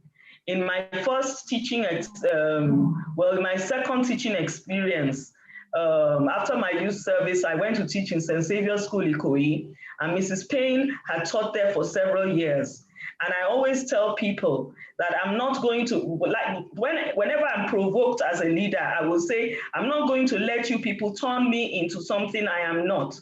I'm not going to be a head of school standing outside and shouting and raving. I'm going to be like Mrs. Payne, because I recall an experience where I had left home late and I had gotten to school a bit later than usual. And when I got to school, Mrs. Payne said to me, as she had placed a replacement teacher in my class, and then she said to me, oh, Miss Babalola, what's up with you today? Oh, please go into the staff room, make yourself a cup of tea, calm down. You can go to class when the next period starts. I've already put someone in your class. Just calm down, relax, it's okay. And I said to myself, I don't want that type of love. I don't want that sort of, when I didn't leave home in time and I'm getting this red carpet reception, I don't, and it's, you know, every time I'm about to sort of like slack to leave home, I remember Mrs. Payne is going to offer me a cup of tea, and I'm not deserving of that cup of tea. So I don't want that sort of reception, and I will buckle up my shoes and make sure that I get to school in time. So you know, it's really out of love, and I can never forget it, because she never talked down on us. She always sort of like believed the best of us, and she always believed that if you weren't there, it's not because you didn't want to be there, it's because something must have held you. And because of the compassion that she had for the staff, everyone always sort of like, you know, moved, you know, double pace, because you know that you're going to receive love and you're going to receive encouragement, and you just want to be honest and be on the same page with that. So I will stop there, and I would just encourage all of us to know that delegation should be done in love, and we should always encourage each other. God bless you. Thank you. Thank you so much, ma'am.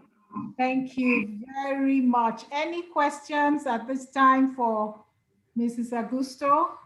Do we have any questions? Asukwo, Uche Asukwo, your hand was raised. I've allowed you to speak.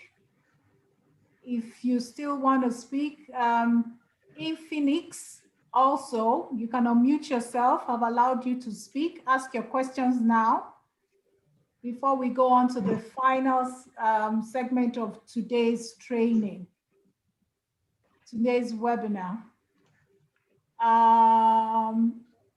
In Phoenix, are you still there? Your hand was raised. You can unmute yourself now. Uche, is Uche still there? I don't think she's still there. Okay, I will continue.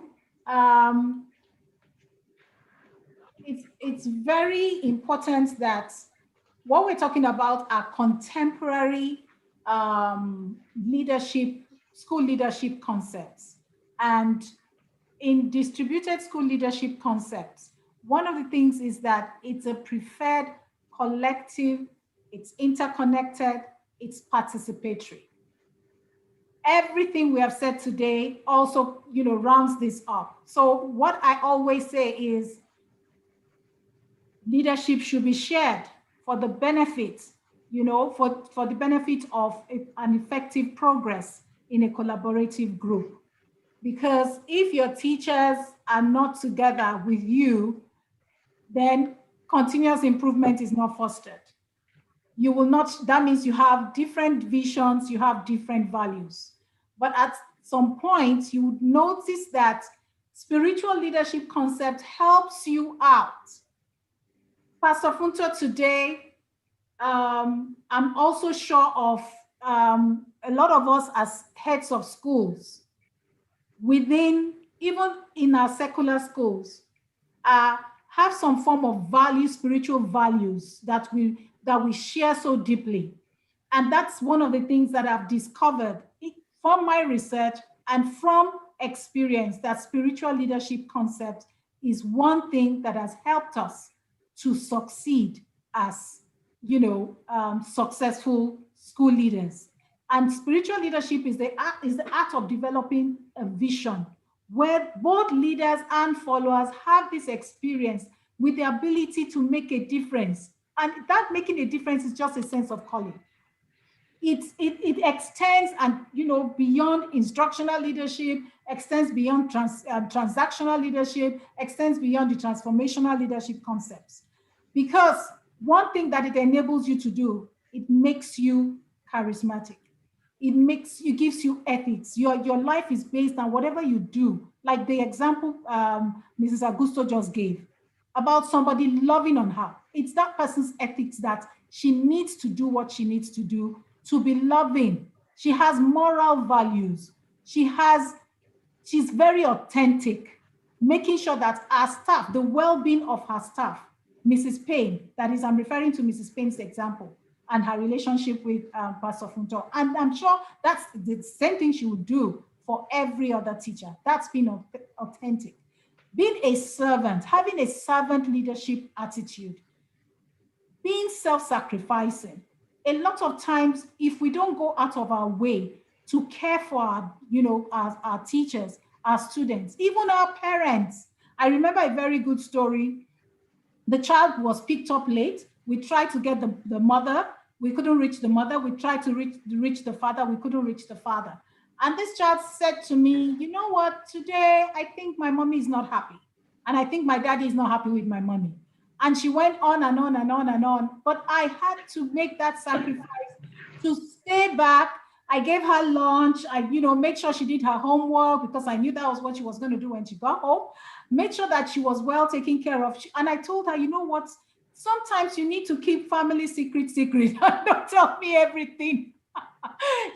And she said to me that, okay, please don't tell my mommy. But we had that. I had to give up my going home. I told my staff, you go, I'll stay with her until either parent eventually picks up my call and then shows up. And eventually her grandma was the one that showed up because there will always be family issues. And that's one thing that we need to take into cognizance. I'm trying to rush here because I've skipped a lot of things. And then we talk about the successful school leadership combo. It's an interactive act of applying all these concepts that align with your vision as a leader and the school's vision. You apply practices and strategies that produce sustainable social, emotional, moral, both for students and staff outcomes that can impact both academic and school improvement. Given the example that Professor Rice showed, the picture he showed of that school, the Oak School, and how all the things he talked about works very well. Now, I usually use this for a lot of my mentees. Successful school leadership personality assessment. Know who you are. Vis-a-vis the concepts. Who are you? Are you an instructional leader? Are you a delegative leader? Know your qualities. Know what your values are. Be very clear on your skills. What are you good at? Remember when Mrs. Augusto was talking, she said she actually, I worked with her when she developed that strategy of multiple leadership roles. I always talk about it. That was when I started to realize that I had interest in school leadership. While some of my colleagues didn't have any interest, even though they were given multiple leadership roles. Outline your strengths and your weaknesses. Outline your challenges, because these are the questions I normally ask. What works for you? What plans do you have for success? What are the strategies for this success? How do you, particularly for aspiring leaders? I've been so interested in aspiring leaders because a number of us as school leaders have left the active leadership, school leadership role, but we find out that there's a gap. We're going into this intergenerational succession plan now, and it's going to be an interactive session. I'm going to populate every one of us on the attendee panel. I'm going to populate you, but before I populate you, I want you to watch this video. This is a school, like I wrote it, I posted it on LinkedIn a couple of days ago. Aspiring leaders, how are you positioning yourself to take over from the veterans that are leaving the scene? This is one of them that just happened this week. This school head of a very popular big school in Lagos just vacated. Yes, we do.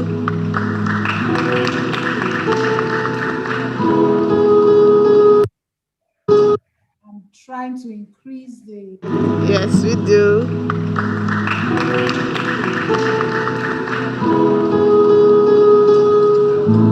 Something else here. She will open it so that okay, we'll help us learn. It will reveal itself when it is open.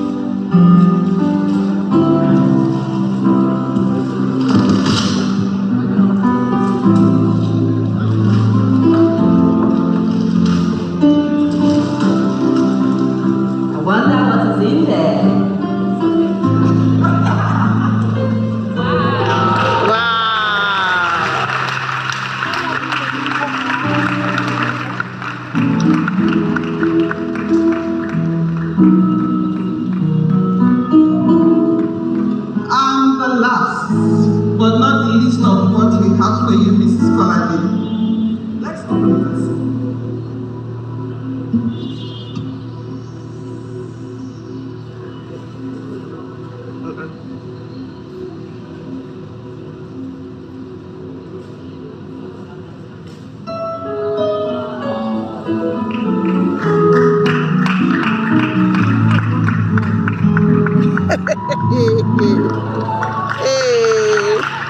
you guys. At this point, I'm just going to stop it because of time. If you want, it's on Instagram. Some of the teachers posted it for her while they were celebrating her. And I asked one of the teachers, I said, okay, you posted these beautiful videos of, your outgoing head of school. How have you positioned yourself to take on that role? And she was like, me? No. I was like, okay, so who's next?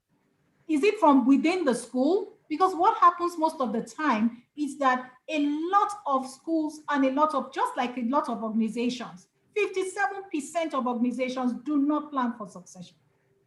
So I say, what is the impact? Because a lot of times schools have to go head hunt from other schools. They have to go head hunt leaders from other schools. So I'm going to throw this open. What are the hindrances to a smooth succession school leadership plan? How can we avoid these hindrances? Which of these tools can be the best practice for successful succession plan in a school? Is it by talent profiling the talents of your staff? Is it by professional development? You have a list of professional developments you want them to accomplish. Or is it by succession planning strategy? Whichever is good. I would just, I'll ask any of the panelists to take on these questions as they deem fit. Please, if you're ready, you can just unmute yourself and share your thoughts.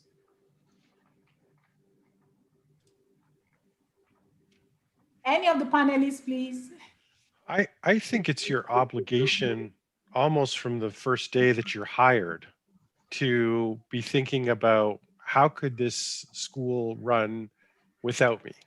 So I think we have to remember that it is not our job to do all of these various activities in the school. Our job is to be the leader of the school. And so we forget that sometimes, and then we get too involved in some of the operational processes that happen. I think that's natural for the first couple of years, but after that, you have to wean yourself off of that, and you have to gradually release responsibility to the other. And you're always, as a head of school, you should always be thinking further out. You should always be thinking about 2 years, 3 years, and you should start to release responsibility to those that are in your school. And naturally, I've found that leaders emerge when you release that responsibility. Yes, any other person? Your thoughts? Okay.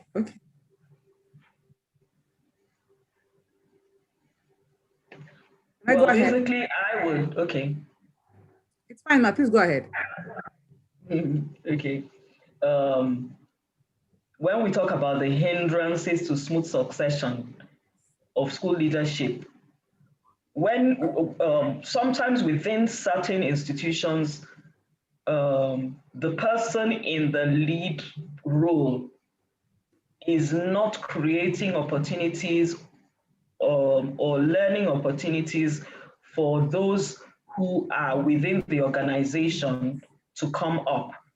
But I recall on a particular situation where as soon as the head of school was appointed, that someone within the organization who knew about succession planning said to the head of school, I happened to be a board member. The new head of school was just like installed, and we had just done an induction program for the new head of school. And then this very knowledgeable chairman of the board said to the head of school, among your senior management team, she now mentioned, this was a closed session. This was not a session where the SMT was there. She now mentioned the youngest of the entire senior leadership team. And she said, start to prepare this lady to succeed you. She selected the young lady who was, the lady was nowhere near someone that had the experience compared to other members of the SMT.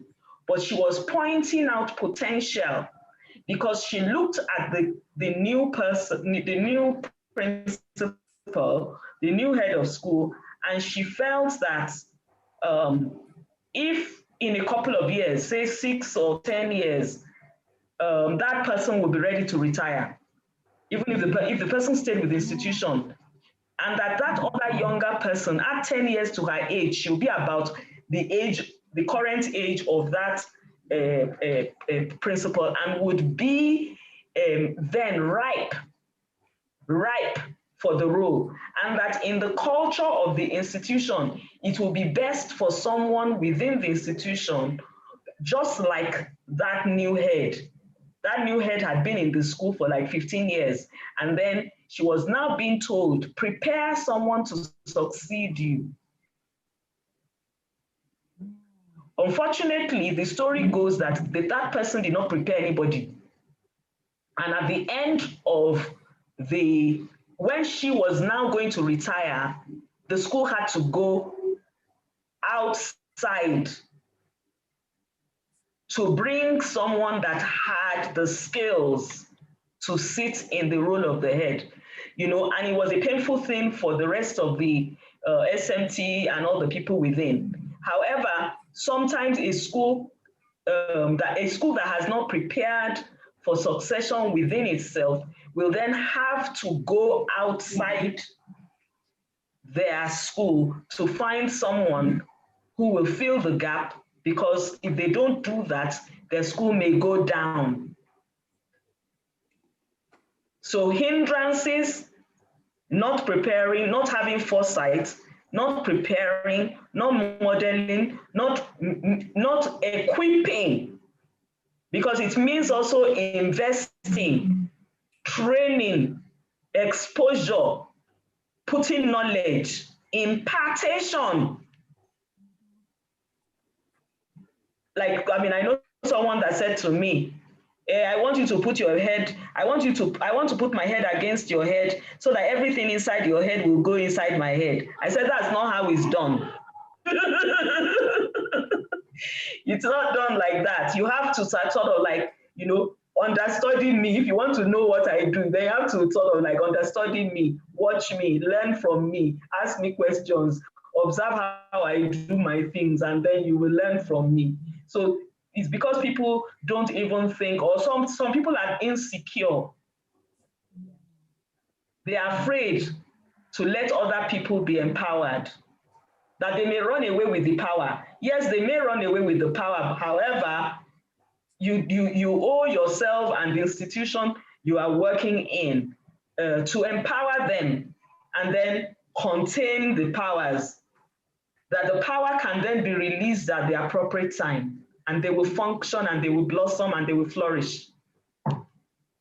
Thank you so much. Yes, anybody else? Vera, you wanted to speak? Yeah. Yes, I was just going to speak to Pastor Funmi has talked about the hindrances. So I'm just talking about briefly intergenerational succession planning, the first part of your question. Now, one question I like to ask school leaders or school owners is, are you building a legacy or you're building an inheritance for your children?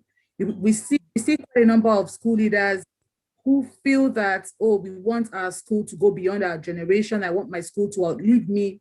But everything you do is just about the fact that let my child come to this school and take over. And then you find that when your child comes to take over, at the end of the day, it becomes, it works sometimes, and sometimes it becomes a mess.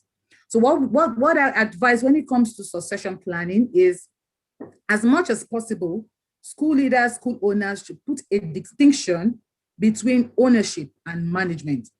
And so the idea of corporate governance is something that schools should really, really look into. right? Some people, we have board of directors, and sometimes board of directors in some schools, in many schools, are figureheads. So when you just look for good names and say, okay, be on my board. Now you don't defer to them, you don't submit yourself to best practices.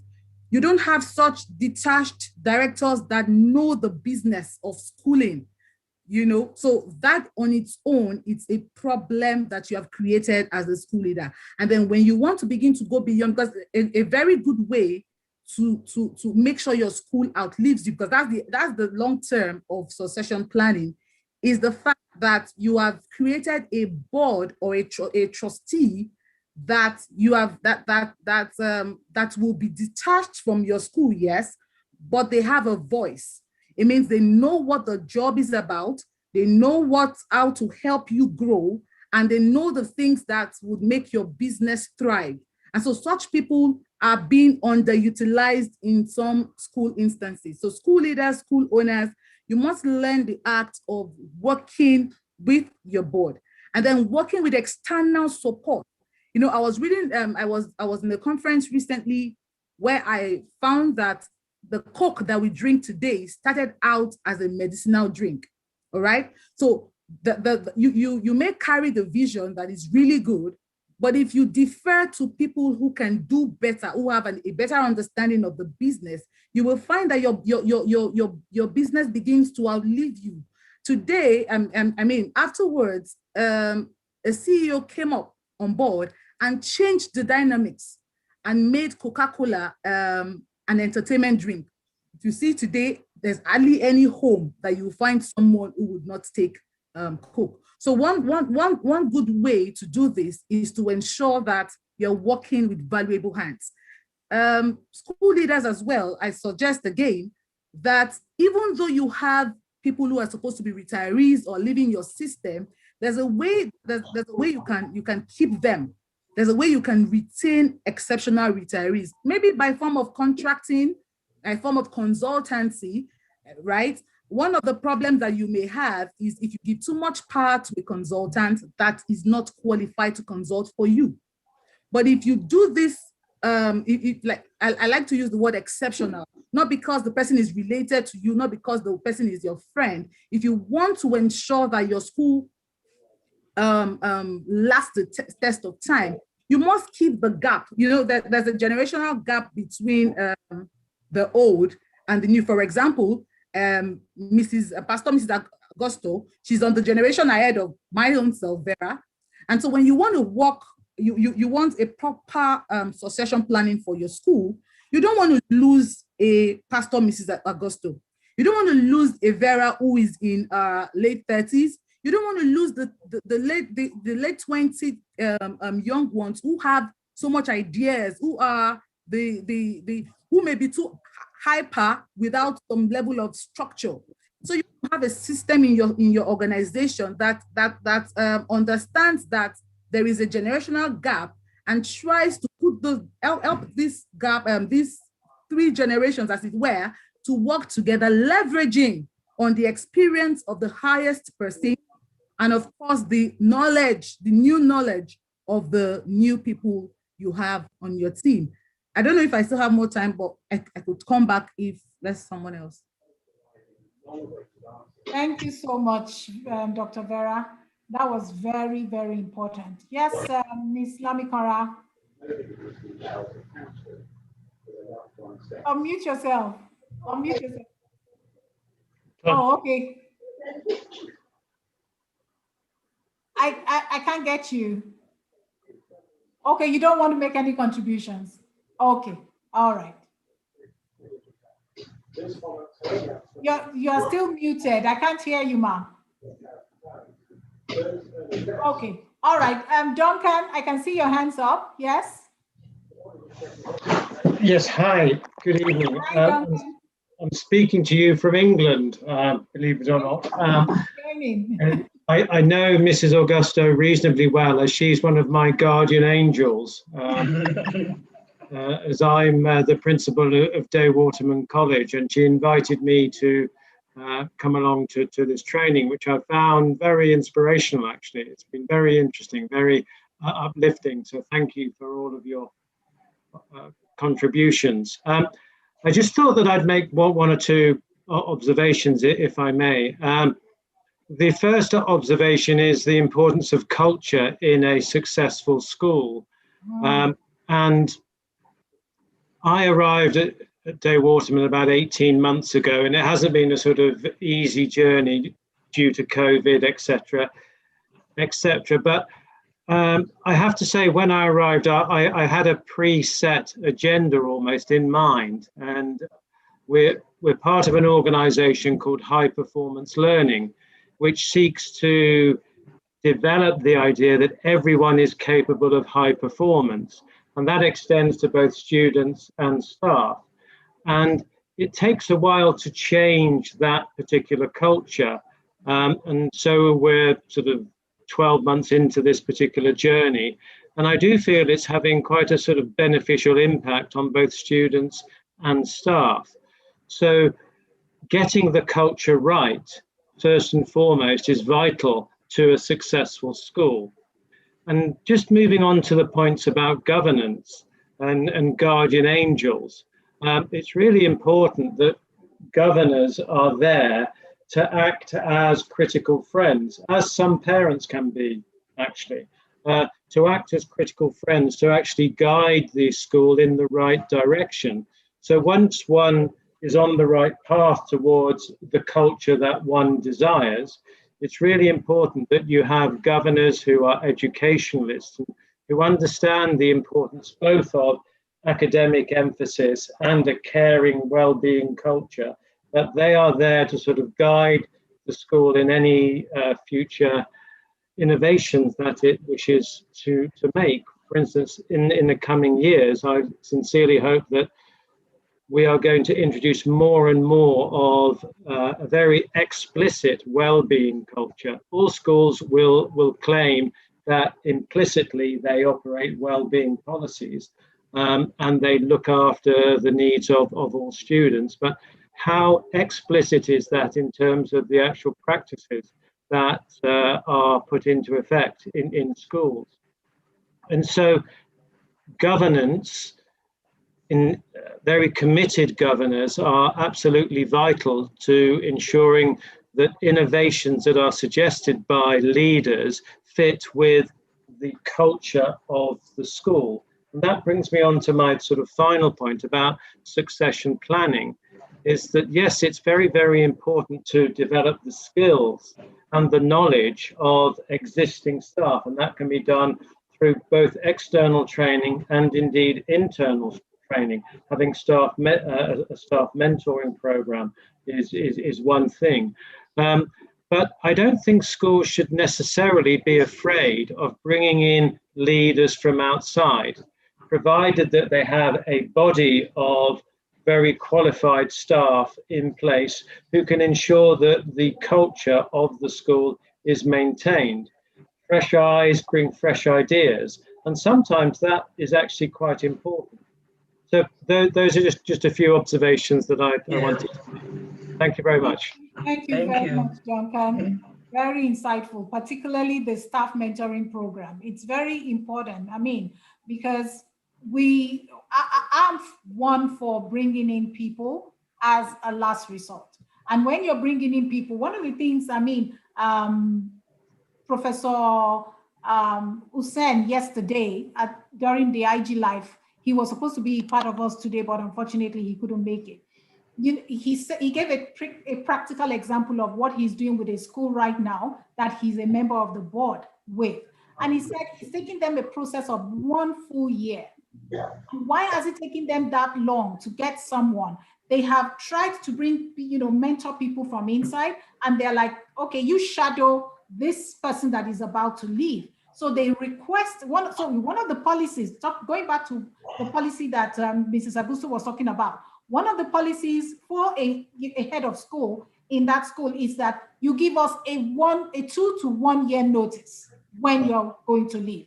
Give us an idea of when you're going to leave. Then we start working towards that plan. So they brought in several prospective heads of school who have come to shadow the present head of school, who you know, stayed in the school for a while, like a term, if possible, just to be able to get them to know, to find out if they fit. So there's something that's about, you know, organizational fit. Do you fit this organization? Are you a best fit for this organization? It's very important for us to do a long term. Even 1 or 2 years is a bit too short in terms of, you know, mentoring leaders. You've got to be able to get, and then we, particularly again, when you look at what is the trend that is happening, the head of the video that I just shared with us, the lady is about you know, Mrs. Augusto's age, going to between the 50s and 60s. Now we're in an age where technology matters a lot. Every majority of us here, apart from maybe John, like I can see his picture profile, is a digital native. Most of us are digital migrants. We are getting, you know, particularly in Nigeria, we're just getting a hands-on of what the technology is all about. And I know that, well, the other parts of the world are also experiencing the same thing. So we want to be able to prepare, because one of the questions the young people asked on the 16th, the webinar we had on the 16th, was, is education going to go extinct as a profession? And we said, no, it can never go extinct. Well, they were worried because a lot of them don't want to be heads of schools. They don't want to be teachers. They're looking for the next available, you know, possible job, alternative job to what they did. And a lot of times, many of them came in as a cross profession. They couldn't get jobs, you know, in where they desired. And because they studied the single honors as a math teacher, as a mathematician, as a scientist, as this, and they think, okay, yes, they would need them. And I have a flair for teaching, and man, this is what is available now, let me take it. So I'm saying, why don't we take it a step further? One of the professors also gave us, the statistics that we are 50 years behind as a nation. Then the mentoring program becomes very, very necessary, that we begin to think long-term, we begin to plan long-term, particularly for leadership. It's so vital. Bringing in people all the time may not be the solution to our problems, because we will keep changing, and some of them, before they grapple with the culture issues and all that. But if we have those we have trained as Nigerians to take up the roles, and it's because, well, a lot of our clients want the, you know, foreign education, as it were, but I beg to differ that we can make do. Africa, the world is waiting for us. Pastor Funto, please take it on. Go ahead. Well, basically, I when you talked about, the whole idea of, yes, we can bring in new hands, but one thing that each school needs to do is to actually provide their school as a platform to develop up and coming leaders. It's increasingly hard to find the right skills, even for the number of schools that want excellence, people to take the jobs. Because when you now take the people, you find that they've not been prepared. They've not been schooled. They've been in school, but they've not been prepared for management. They've not been prepared for leadership. They have no administrative skills. They have no knowledge of statutory requirements of institutions. They've just not been exposed to the mechanism of what it takes to operate a school of international standard, and everyone is claiming to be running one. Everybody wants to be acclaimed as an international school.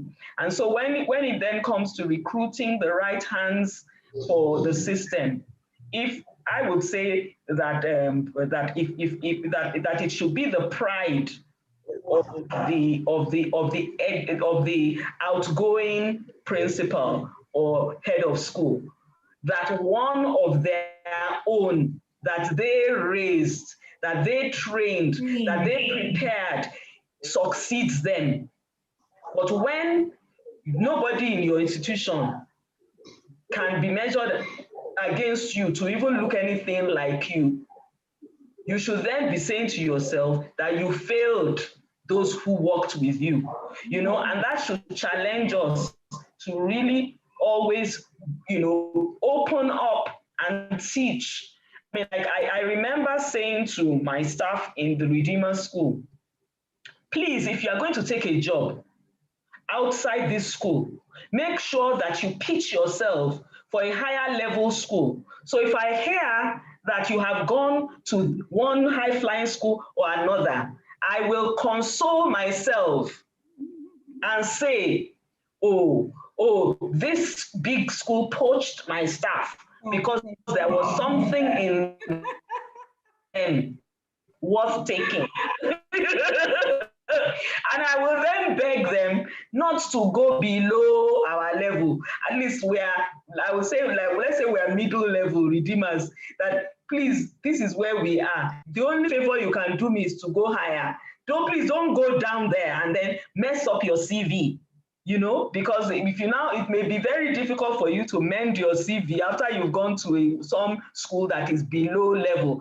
And, you know, I take pride and joy to say that most of my staff, you know, left and went to bigger schools, you know, schools that had more money or more higher profiles, you know. So when I look at them, I'll be like, okay, fine.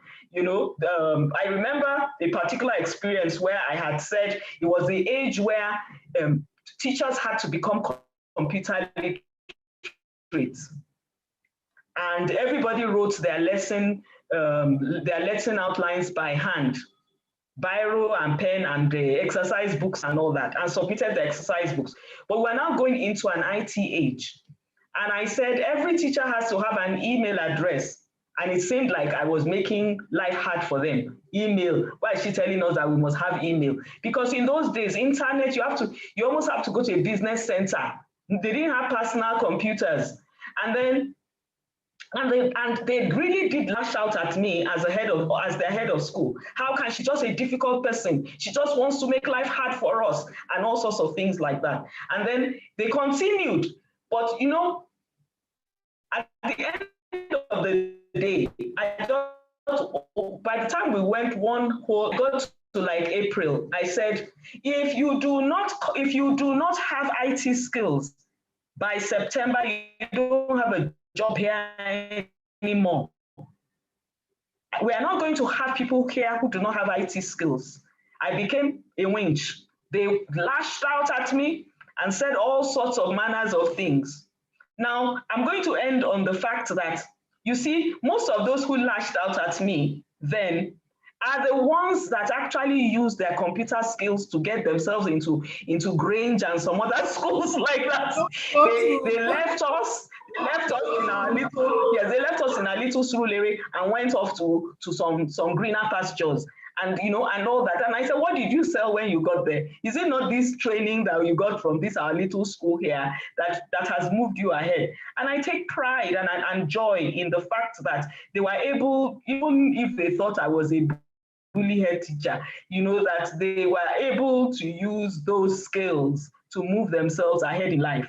And today we are all still friends and we are all laughing about some of these things. But, you know, heads of schools just need to continue to impart knowledge and make people improve themselves. You know, do insets, pour yourself into them. Don't hold back, because all these things, you know, it's going to make those people remember you dearly, and it's going to make them treasure their experience within your school under your leadership. Thank you so much, Ma. And funny enough, I was one of the first teachers, I was among the first set of teachers that resisted. Because I was like, I wanted to save Pamela. She was one of my most outspoken staff who really would. Yeah. I know. I was one of those that, but I mean, like, see her today. She's the one that is the PhD. She's the PhD. I'm not the PhD. You can unmute yourself. You can unmute yourself. I've allowed you to speak. Go ahead, unmute yourself. You have your hands raised. Infinix, I think you're calling, joining with a phone, but please go ahead. Infinix, unmute yourself. Unmute yourself and talk. You keep raising your hands, but you're not coming across. We can't hear you. You need to unmute yourself, please. Any other contribution, any question as we round up? Any other contribution? Dr. Vera, you wanted to share some more thoughts? Any more thoughts before I ask every panelist to give their last word? Okay, well, I would say again that as we try to sustain our schools, as we try to try out succession planning, we should, as leaders, understand that there's a leverage that technology brings, and in that sense, you should allow the people that work with you enjoy the leverage that technology brings. Now, this is my example. Recently, one of my mentees, she's a principal in a secondary school, and she's always having issues with board. And that's where I was talking about generational gap. She's young, she's very, very strong. She has so much information. She knows the job very well, but she cannot stay in a place. And so fortunately for me, I could also speak again to the board. I said, there's something about recruitment. When you're recruiting for succession planning, or you're recruiting for a school, recruit for the future. Understand that this person you just brought into your system is not like you. It's not like the one at the top. This person is someone who loves our family so much. And that's one thing that school leaders should know now. Young educators, whether teachers, whether aspiring leaders, are very big on family. Yes. Value family over work. So if there's anything you can do to ensure that you keep your good hands while making sure that they still love their family and they're still taking care of their family, then you'll be doing well.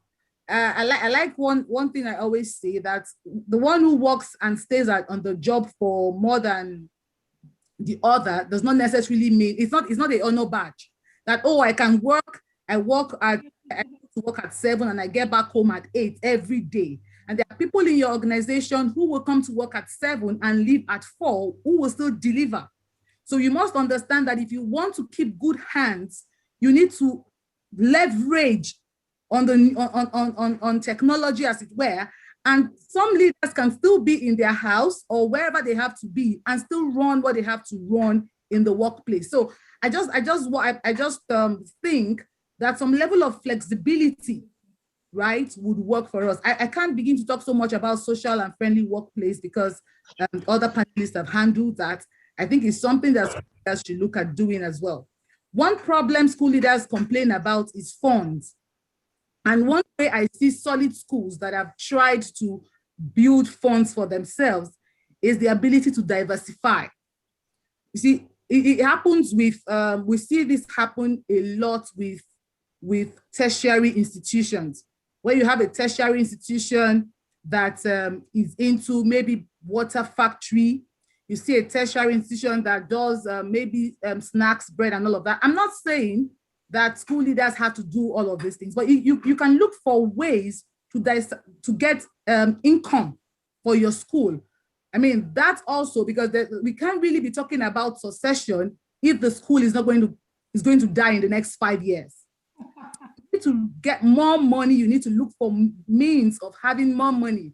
I mean, before we started this conversation today, Dr. Remena and Mrs. Abiola and I were talking about what COVID has done, right? And then she told us, a futurist said that this COVID thing is going to be on for another 2 to 3 years. And then we all agreed.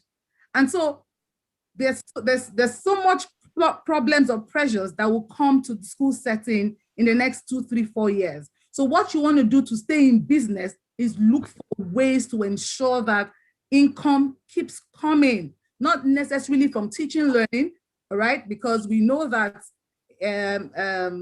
you may not have all of the income you want to have while you're growing, where you're just a small upcoming school, but it's diversified, tactfully, using the right machineries, the right people, then you're able to sustain yourself. Because if we're talking sustainability, we're looking at cash flow as well. I think that's Thank you so much, Dr. Vera. And talking about raising funds, one of the things that I learned from a very fantastic board, very educative board, very informative board, very upscale board, was how to save as a school leader. You've got to learn how to save. You've got to find ways to make sure you have a saving account, that you're saving money and you're taking money, excess money that you did not use up in some sectors, in some other areas within the school, and then just saving it up. And then, of course, coming up with ideas of what to do to, for instance, arts exhibition, where parents come in and, you have an arts exhibition and then you sell the children's artwork, and you know that they know that it's going back and it's going to be plunged back into the administration and the development of the school. Infinix, are you ready now? I see that you've unmuted yourself. Please go ahead and ask your question or make your comment. Infinix. Good evening, everyone. Good evening, Maz and Saz. I really want to appreciate you all for this insightful presentation. I've actually learned a lot of things, but I've realized in years back that most people are in school system and they are comfortable with what they have acquired. They are naturally not ready to grow. So no matter what you do as a school leader, to move them from that stage, they will resist it. They won't want to accept anything that will make them think out of the box. A situation whereby you have some people in managerial position and they cannot think ahead. They can't project into the future. What do you do about that? Thank you. Any of the panelists wants to, tackle that? Let me just quickly drop a thought here. I was just asking myself as I was listening to you, I said, how did they get on your team? And how are they still on your team at this time, right? So while we agree, we understand that we must train our staff, we must do everything to make sure we're exposing them and everything. But one thing that is very critical to me is recruitment. And I was telling Dr. Remena when we're talking, that I don't just recruit, I spend time. I won't use the word waste, but I invest so much money in my recruitment process. You see, so even when the schools I recruit for, when we're done with recruitment, they ask me, how do you make your money? Because they've seen so much that we put into recruitment. Recruitment is something you don't want to joke with, because it's a bit too strange that you have people on your management team. Remember that we're talking about a team of people who would work with you to achieve the purpose of your school. It is your management team that is slacking. How did that person even get to that level? So you want to begin to look at your recruitment strategies. You want to look at the structures and system in your organization. You want to go back to your culture. What do you permit? Because a definition of culture that makes so much sense to me is culture is what leadership permits. So ask yourself again, what are the things that you find that you have encouraged even as a school leader without saying? Sometimes school leaders, we really think the word, we think the word of ourselves. We want the word from our staff, but are we also the word of our own self? I mean, what is the content that we have as school leaders? What are we modeling? So I would suggest that first things first, look into your recruitment system, look into your appraisal system. Also check how you model leadership to your team. And then what is the culture that you permit? And so there's a place for for hire, and there's a place for fire. Now, if your team know or understand that mediocrity is something that you will not be happy with, I mean, they would work towards achieving it. So you don't have to just go and fire them. You also check your processes, check yourself, and then come together, share the vision again. Let them hear it loud and clear. Pastor August talked about Habakkuk. Write it, make it plain. If you write it and you don't make it plain, they will not run with you.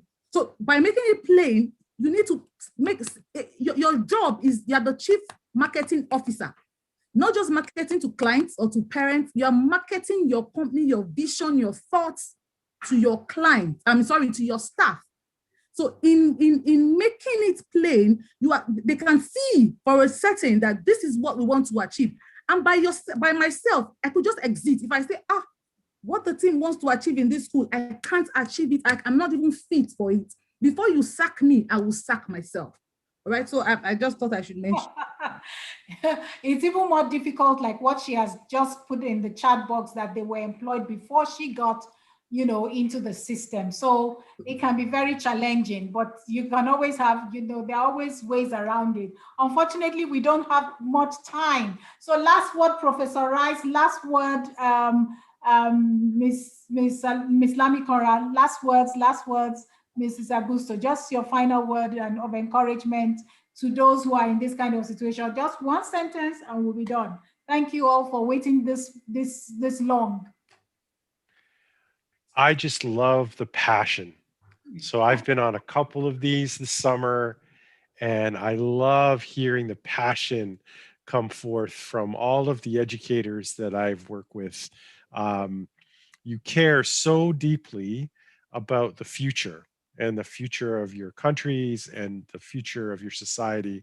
And I am so heartened to hear the love and energy that you're putting into your work. So I'm always available to chat. Anyone can always find me. Dr. Mina knows that I'll talk to anyone. So please keep in touch, and I love you. Thank you so much, Professor Rice. Yes, Ms. Lamikora. Yes. It will be a bit difficult to put everything in just one or two sentences, but like I've told my staff again and again and again, just like Pastor Funta said, if any of them leaves and goes off and becomes a subject teacher in another school, I'll be so totally disappointed in them. I'm raising leaders. They need to lead wherever it is that they go. And I can't say that training is ever enough. You just have to keep on training, especially in the world that we find ourselves in. Because whether we like it or not, the honest truth about it is that education, the field of education, is going to change completely in the next few years. The change was upon us, which was one of the things that we took advantage on in City of Knowledge Academy. As I said, since we're a school established in the 21st century, then we needed to do things 21st century way. So it was technology right from day one. So that when the pandemic started, for instance, immediately we went online, and all our activities went online seamlessly because we had prepared for that. And so that's why I'm going to say again that leaders need to be visionary, and you have to get your staff to begin to understand that they need to forecast what is going to happen. For me, succession, I'm looking at it that school owners who are building up empires for themselves are going to have to let go of those empires. I attended Corona School and Grange School as a child. I went to those two primary schools. And the one thing the two schools have in common is that they are trust funds. They are non-profit schools. And that's, hey, I was there more than 50 years ago. So the schools have been around for decades. But one thing that stands in good stead for them is the fact that nobody owns them and everybody owns them. And so the tradition continues. There are some large schools that the owners had better begin to think about turning their schools into trust funds, because when they leave, and they will die, they will leave, your children may not want to run those schools the way that you have set them up. They may not be wired to run those schools the way that you set them up. They may not be in Nigeria. So what are you going to do? And so while you are alive, take the bold step of making sure that your school will outlive you. And actually, when you are able to do that, you'll be certain that you are leaving a legacy and not an inheritance. So much. Legacy. You know, I mean, when thinking about succession, you know, before I heard Miss Lamikora, I thought, okay, fine, I'm still wondering. I have so many things running around inside my head to say, and time will not allow us. But one thing that I think is very important, no matter who you are handing your school over to succeed you, that integrity of the successor is so important. The integrity of the successor, in the sense that we find that today, many people don't even care about background checks. They don't do background checks. In addition to that, they don't insist on references from the last employer. You don't have to have disengaged untidily. We should be able to go back. Don't have to burn our bridges. Yes. We should always be able to go back to wherever we came from and ask for a reference. You know, and so for those who can confidently beat their chest, even if you have to leave your institution, disengage in a tidy way. And if boards, governors, and school owners insist that character matters and that integrity matters, if we cannot go to if you say that we cannot go to where you last worked to ask about you, what have you got to hide? Yeah. What have you done there? Why should I trust you with why should I hand the baton of my new school to you? What do I know you are made of? So I want to leave on the note of what we don't do in Nigeria. We do not do background checks. We do not insist on reference from the last employer. And then we get our fingers burnt. So I want to say, let us look above all for the integrity of the successor, whether internally or externally, and to be safe. The school needs to be safe. The school community needs to be safe. There's child protection, there's safeguarding. You just need to know who this person is that you have brought into your space. So whatever the successor is, or whoever the successor is that comes along, whether internally or externally, that the children are safe, the parents are safe, the community is safe by the type of leaders that we appoint to take charge of our schools. Thank you. Thank you so much. My final word is that success is not the key to fulfillment. Fulfillment is the key to success. Loving yourself and loving what you do is key to success. Love yourself, whatever that means to you. Love on yourself. Take good care of yourself, because if you're not there in the next couple of, anything can happen with COVID these days. Anything can happen. So love yourself, love what you do, and enjoy the success ride. Thank you so very much to all my panelists. If you can, we have to take a final picture. So if you can, please put on your videos at this time. Njideka, put on your videos. Tara, put on your videos. Duncan, put on your videos. Everybody, Duncan. Everybody. Yemi Adebayo. Mommy Adeyemi Ju, Mommy Akiyemi Ju. Lukman, please put on your video at this time. Adun, put on your video. Yes, let's take a good picture at this time. NJ, you might want to change the background of your video. because we can't see you, and there are policies now on company logos showing on videos. We can't post them. Thank you so much for joining. I hope you have learned a lot, as we all have, from one another. Tara, please put on your video, and Tase Consults, Tenibel Academy, put on your video if you can, or if not, that would just be fine.